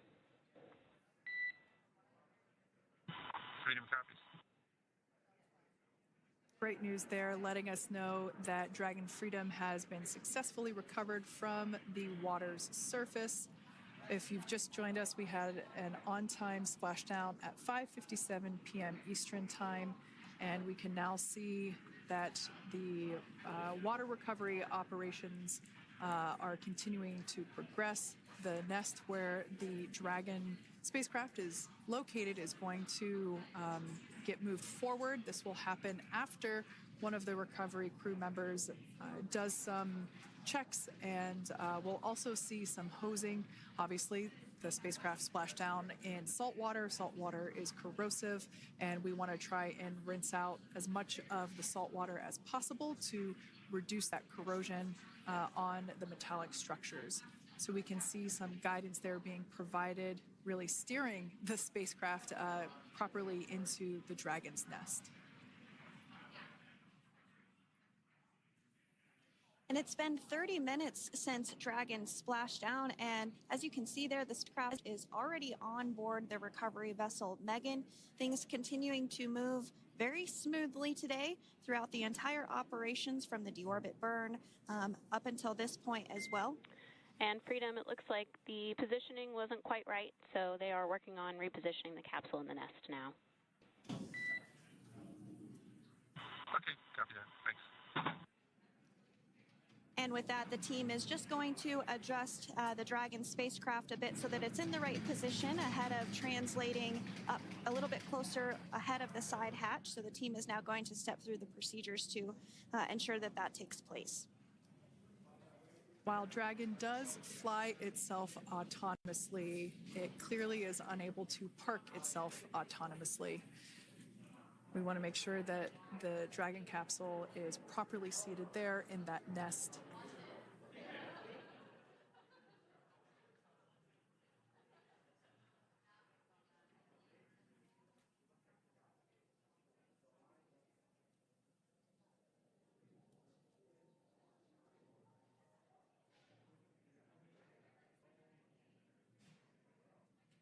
Once Dragon is fully seated in the nest, we'll probably see a bunch of that salt water come out from the bucket there located underneath the side hatch. See some salt water splash out. As I mentioned before, one of the recovery team members will begin hosing down the exterior of the spacecraft.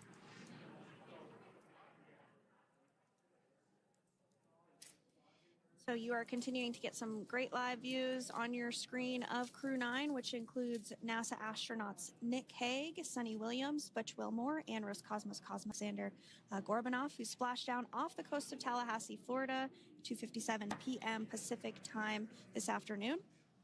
Now working to get that spacecraft situated in the nest. Just making some final adjustments and tweaks to ensure that it's nice and secure.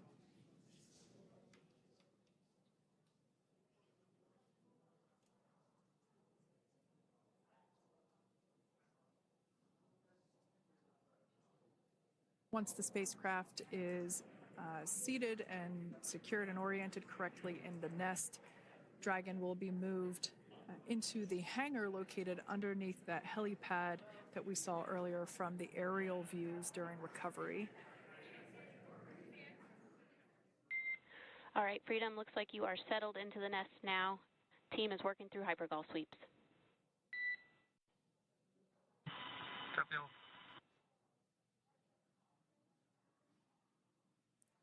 Call out there telling us that the recovery team is doing the second round of those hypergolic sweeps.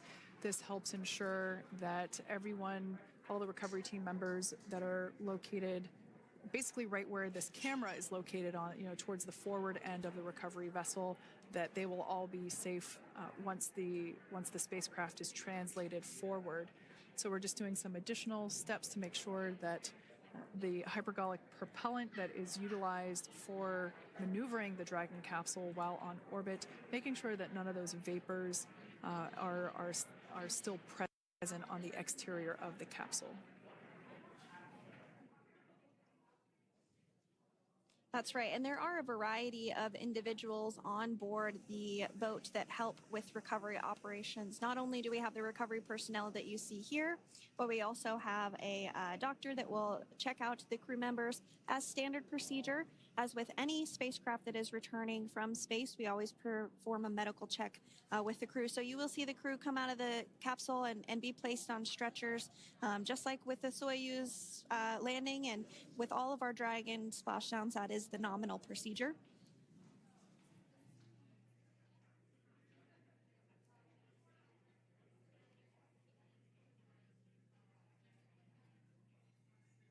We'll stand by to see Dragon Freedom translate or scooch up a little bit closer to the camera angle that we're seeing right here.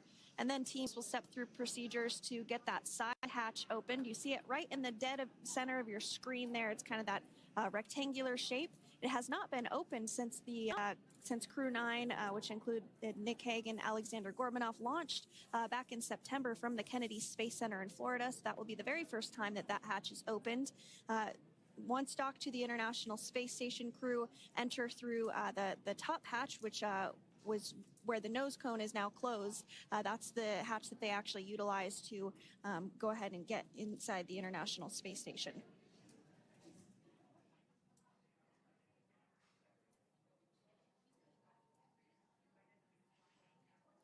So as we get a little closer to that hatch opening procedure, you might start to see more individuals come into frame for some of that support. The ship has a maximum capacity of a little over 40 people on board, and it takes a variety of different roles, as we've discussed, to support. Also on board is the chief of the astronaut office for NASA, that's Joe Acaba.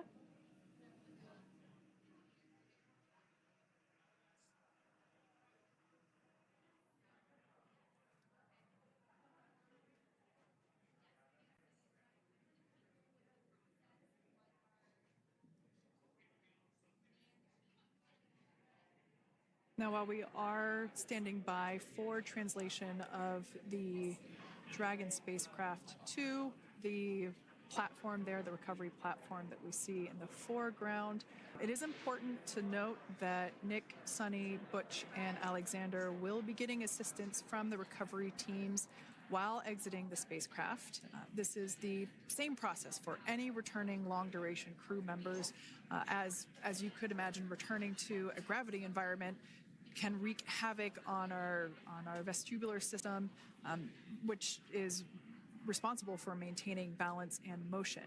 Of course, safety is our #1 priority with this operation, so we'll see the crew members helped out of the spacecraft one by one, and they will be assisted the few feet to the medical quarters aboard the boat.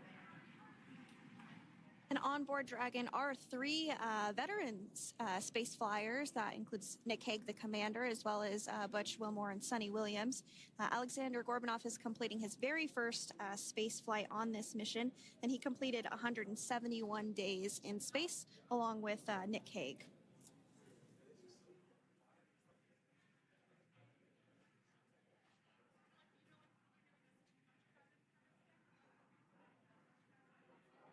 For those of you that have just recently joined us, well, I would encourage you to hit that rewind button and go back a few minutes. It was a beautiful splashdown of Dragon Freedom with the Crew 9 cohort on board.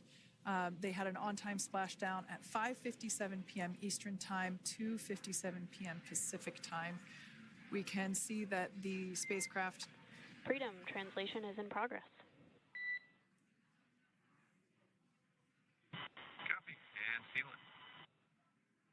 We can see that spacecraft was successfully recovered from the ocean surface and is now being washed with fresh water, as obviously they splashed down in salt water. So we're trying to rinse off as much of that salt water as possible. And we can see the spacecraft continuing to move closer and closer to that recovery deck. Freedom, the crew is working on side hatch opening now. Expect hatch open in about 2 minutes. Okay, copy that. And Kira, just wanted to say that you guys, you and the team did an awesome job, both uphill and downhill. Just really, really impressed. Thank you. Thanks, Nick. It's been an honor. This is a pretty exciting moment coming up. We are working to open the side hatch. One thing that may not be obvious from, just looking at the spacecraft here is that this side hatch that we're about to open, the last time it was open was when this spacecraft was at the launch pad.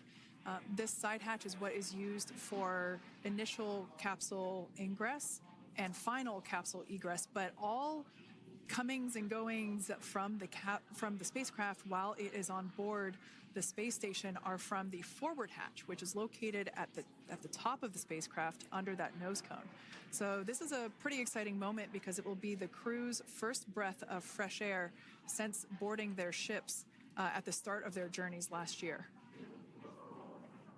And the very first person that will have the opportunity to say hello to the crew once that hatch is open is a SpaceX medical recovery personnel representative. Then we'll see procedures take place to remove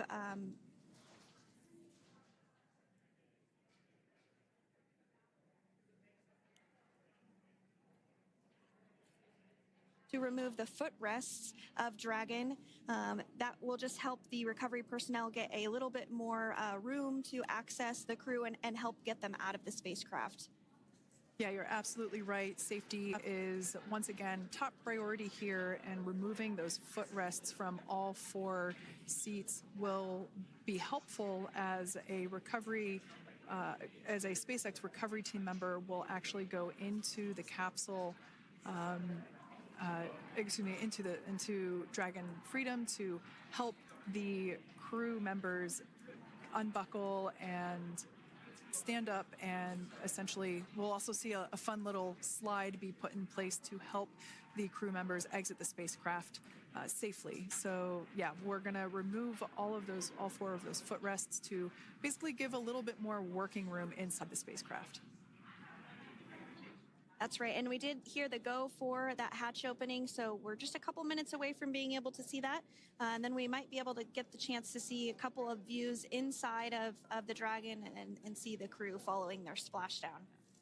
Now, opening that side hatch isn't quite like opening, the door to your car. We have to depress the seal around the side hatch, as well as, we'll now see them open that side hatch up.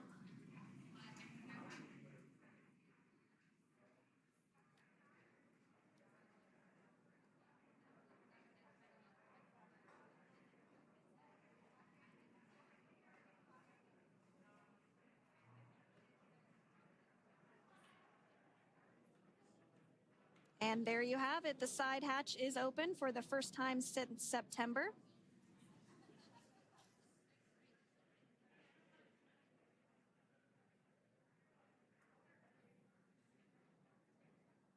We can see some of the protective equipment there that was brought into frame that will help protect the edge of the side hatch, one from any potential damage. Oh, we can see the recovery crew member there taking photos of the side hatch seal. This is part of the standard operation for recovery.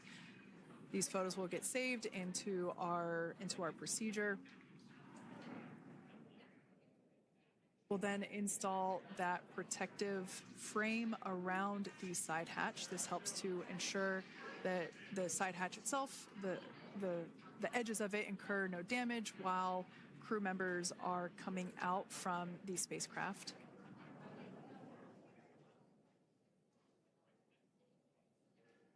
If you missed it, there was also a recovery team member that went inside.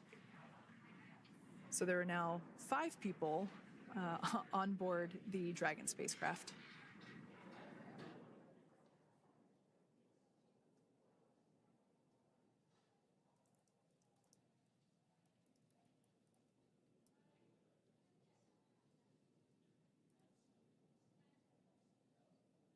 And if you are just joining us, it has not yet even been an hour since Crew 9 splashed down off the coast of Tallahassee, Florida at 2:57 p.m. Pacific time. The crew is now on board the recovery vessel Megan, and the hatch is open. The next major milestone that we'll see is when the crew will actually egress or exit the spacecraft. But before that, they'll continue to, the recovery personnel rather, will continue to install that protective area around the hatch and then remove the footrests. So we're a couple minutes away from seeing the crew egress, but not too long away.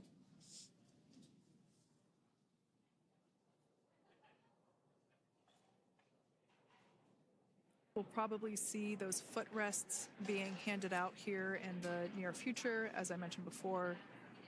Oh, of course, we got to get a well-documented photo of the moment.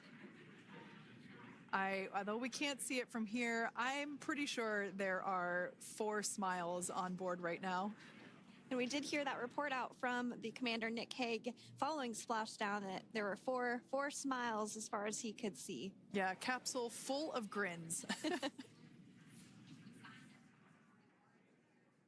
Now, generally speaking, and there we do see Crew 9, some happy waves, smiles all around back on Earth.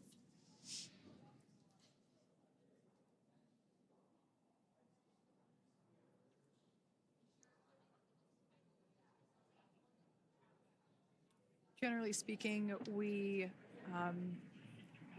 have the individuals in the 2 center seats of the spacecraft exit first. You might hear us refer to this as the exit process as egress. It's just another term for exiting the spacecraft. Generally speaking, we most of the time have the 2 center seats egress first, as it makes moving around inside the capsule a little bit easier.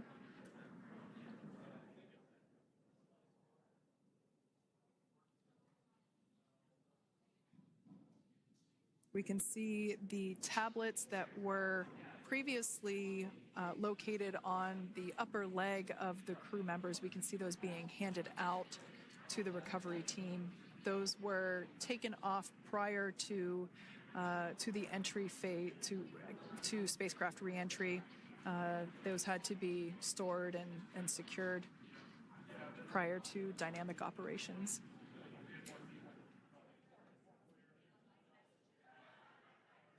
It looks like we are starting to see the footrests also be removed. I just saw one there on the screen. There are 4, of course, 1 for each crew member.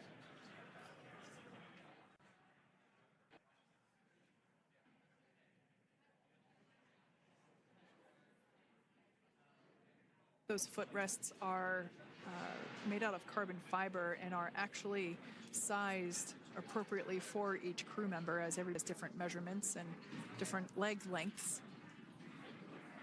Same goes for the armrests and the bucket length of each seat. We size those appropriately for the crew members and to ensure their comfort and safety.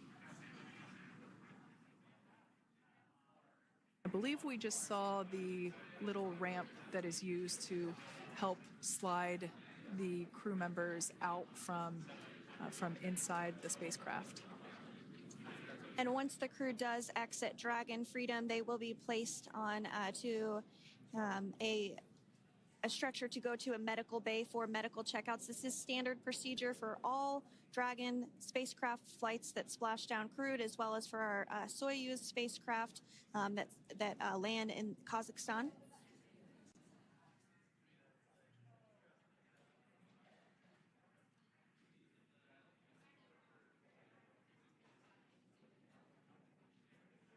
We could see the exterior of Dragon Freedom quite clearly in this shot, and it's such a beautiful sight. I personally prefer the capsule when it has some of that charring from atmospheric reentry. It is the signature sign of a capsule that has returned to Earth.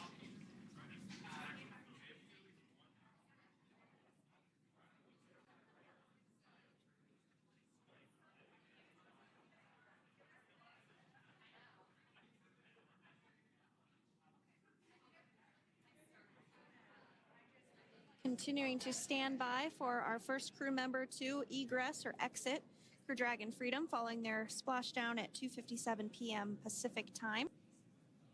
Dragon undocked from the International Space Station at 10:05 p.m. Pacific just yesterday, so it was about 17 hours of phasing.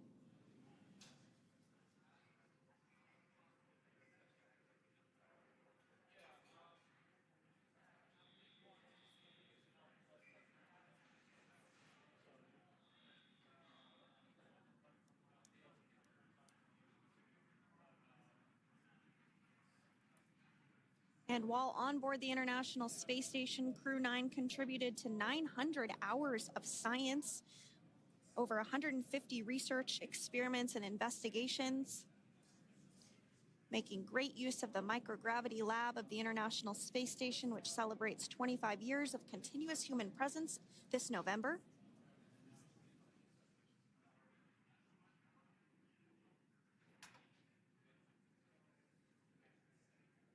Looks like we're about to get our first crew member here upon egress of the Dragon spacecraft.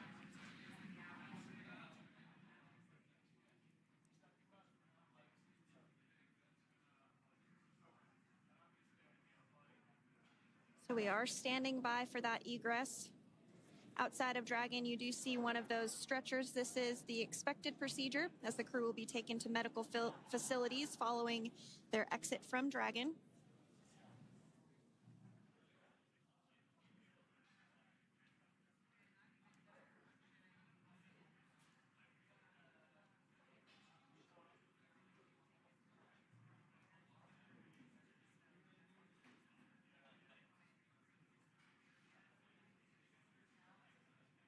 We can see folks on board clapping as our first crew member. And that is NASA astronaut Nick Hague, commander of Crew 9, now out of Crew Dragon Freedom. Some smiles, thumbs up, and a wave. Can't get any better than that. Yeah, that is one happy camper, that's for sure. As we said before, it is standard procedure for all of our long-duration crew members to receive assistance upon egressing from the spacecraft. We basically help them move off of the recovery deck and into the private medical quarters for their initial consultation with the SpaceX flight surgeon. So we'll see that take place for all 4 of our crew members today.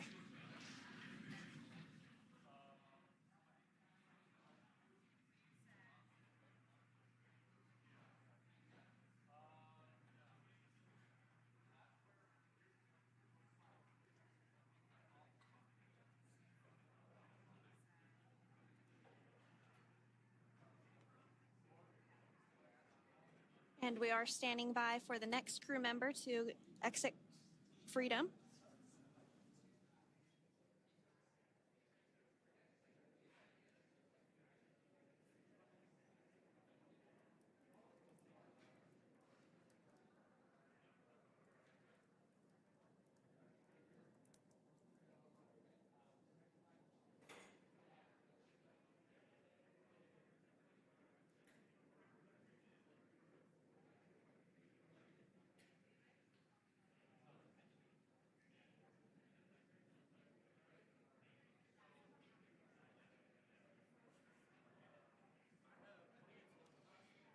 Next up out of the capsule, we expect Roscosmos cosmonaut Alexander Gorbanov.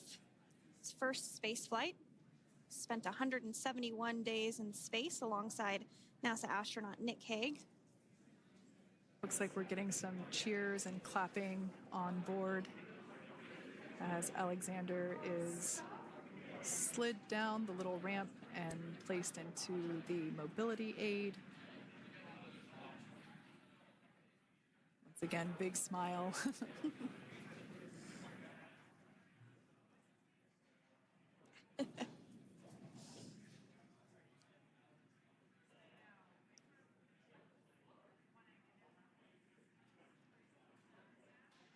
Now, the 2 crew members remaining in Dragon are NASA astronauts Suni Williams and Butch Wilmore.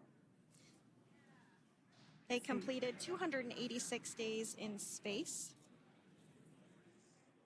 One of the remaining footrests being removed from the Dragon spacecraft.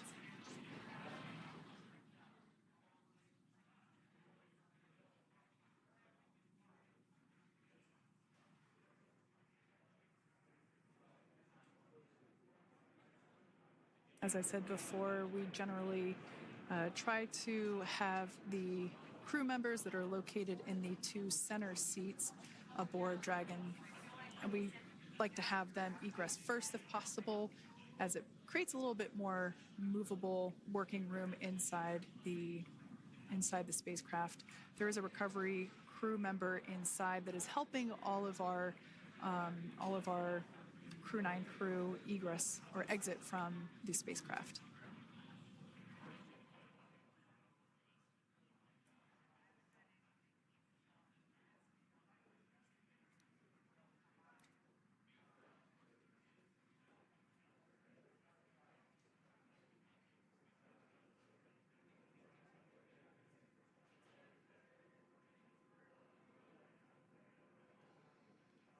We are standing by for the next crew member to egress or exit Crew Dragon Freedom following the splashdown not even an hour ago at 2:57 p.m. Pacific time.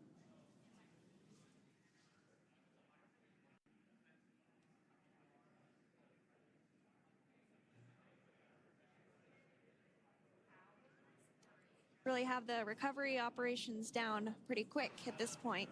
Yeah, it's pretty incredible to think that, just 5 years ago when we were doing the initial demonstration missions of the Dragon for Crew Dragon, that now we're under about 30 minutes for, to retrieve the spacecraft from the water, and just several minutes here while it's been on board, and to get everyone, really to get that side hatch open.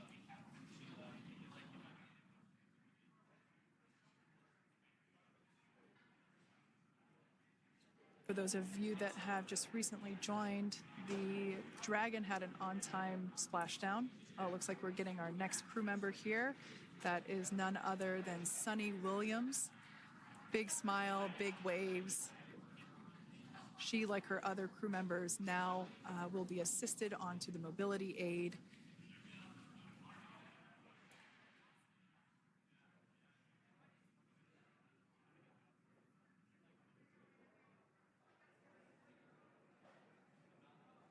There we have it, some waves, some thumbs up, and some smiles.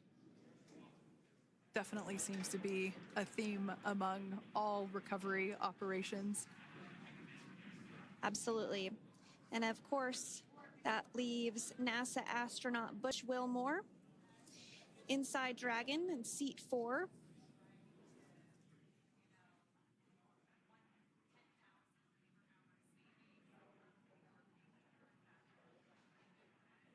We're getting some views of him now as he egresses or exits the spacecraft.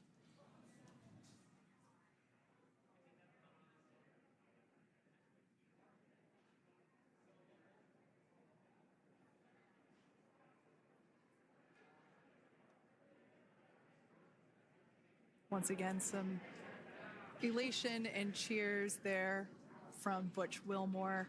As we mentioned before, returning to Earth coming from a microgravity environment can wreak havoc on the body. So it is customary and just standard procedure for all of our long-term space residents to get assistance once they are back on board the recovery vessel.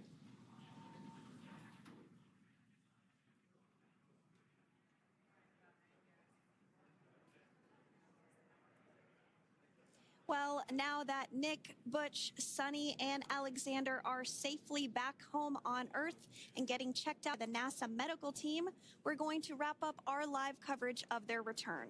The Crew 9 mission began a little differently than usual since Butch Wilmore and Suni Williams were already aboard the space station when Nick Hague and Alexander Gorbanoff arrived on the Crew 9 spacecraft in September. Having arrived as the crew flight test crew for Starliner, Wilmore and Williams were fully incorporated into the space station's Expedition 72 team and began research and other work aboard the station along with the other crew members. Williams commanded the orbiting laboratory for much of the expedition. After a successful liftoff and separation from Falcon 9, Nick and Alexander made a short flight on board Dragon to the International Space Station. Veterans of long-duration space station missions, both Williams and Wilmore conducted spacewalks during their 9 months in space. Like all crews on the station, Crew 9 had the ability to leave at any point had there been an emergency. With their full-duration mission coming to an end, the crew began packing up their personal items for their return to Earth about a week ago and worked through tasks and shared lessons learned with Crew 10 teams as they arrived a few days ago. Their journey home began about 17 hours ago when they closed the forward hatch to Dragon and undocked from the space station at 10:05 p.m. Pacific, 1:05 a.m. Eastern.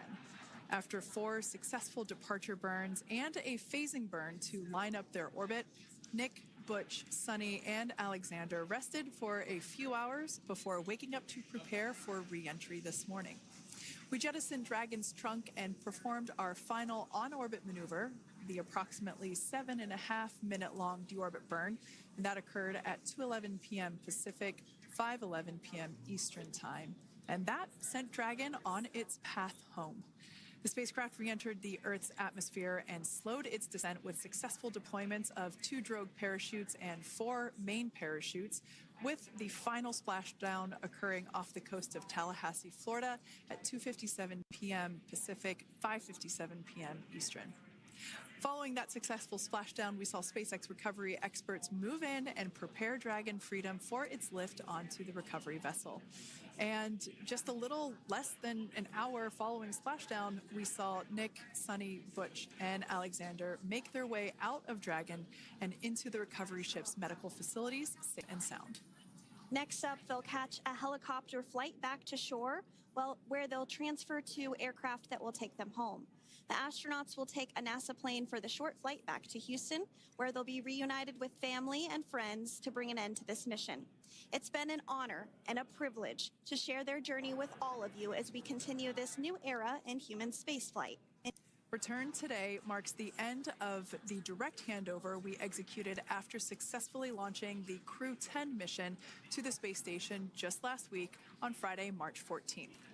Thank you, as always, for joining us for tonight's coverage of the splashdown of Crew 9. Remember to follow SpaceX on X and NASA online and on social media for updates for the very latest on crew and cargo flights to and from the International Space Station. And we'll continue to share the progress of Nick, Suni, Butch, and Alexander on social media as they travel back home. We do also have a post-splashdown media briefing coming up at approximately 4:30 p.m. Pacific, 7:30 p.m. Eastern, where leadership will share a final update as we conclude this successful mission. So, from all of us at NASA and SpaceX, welcome home, Crew 9. So long.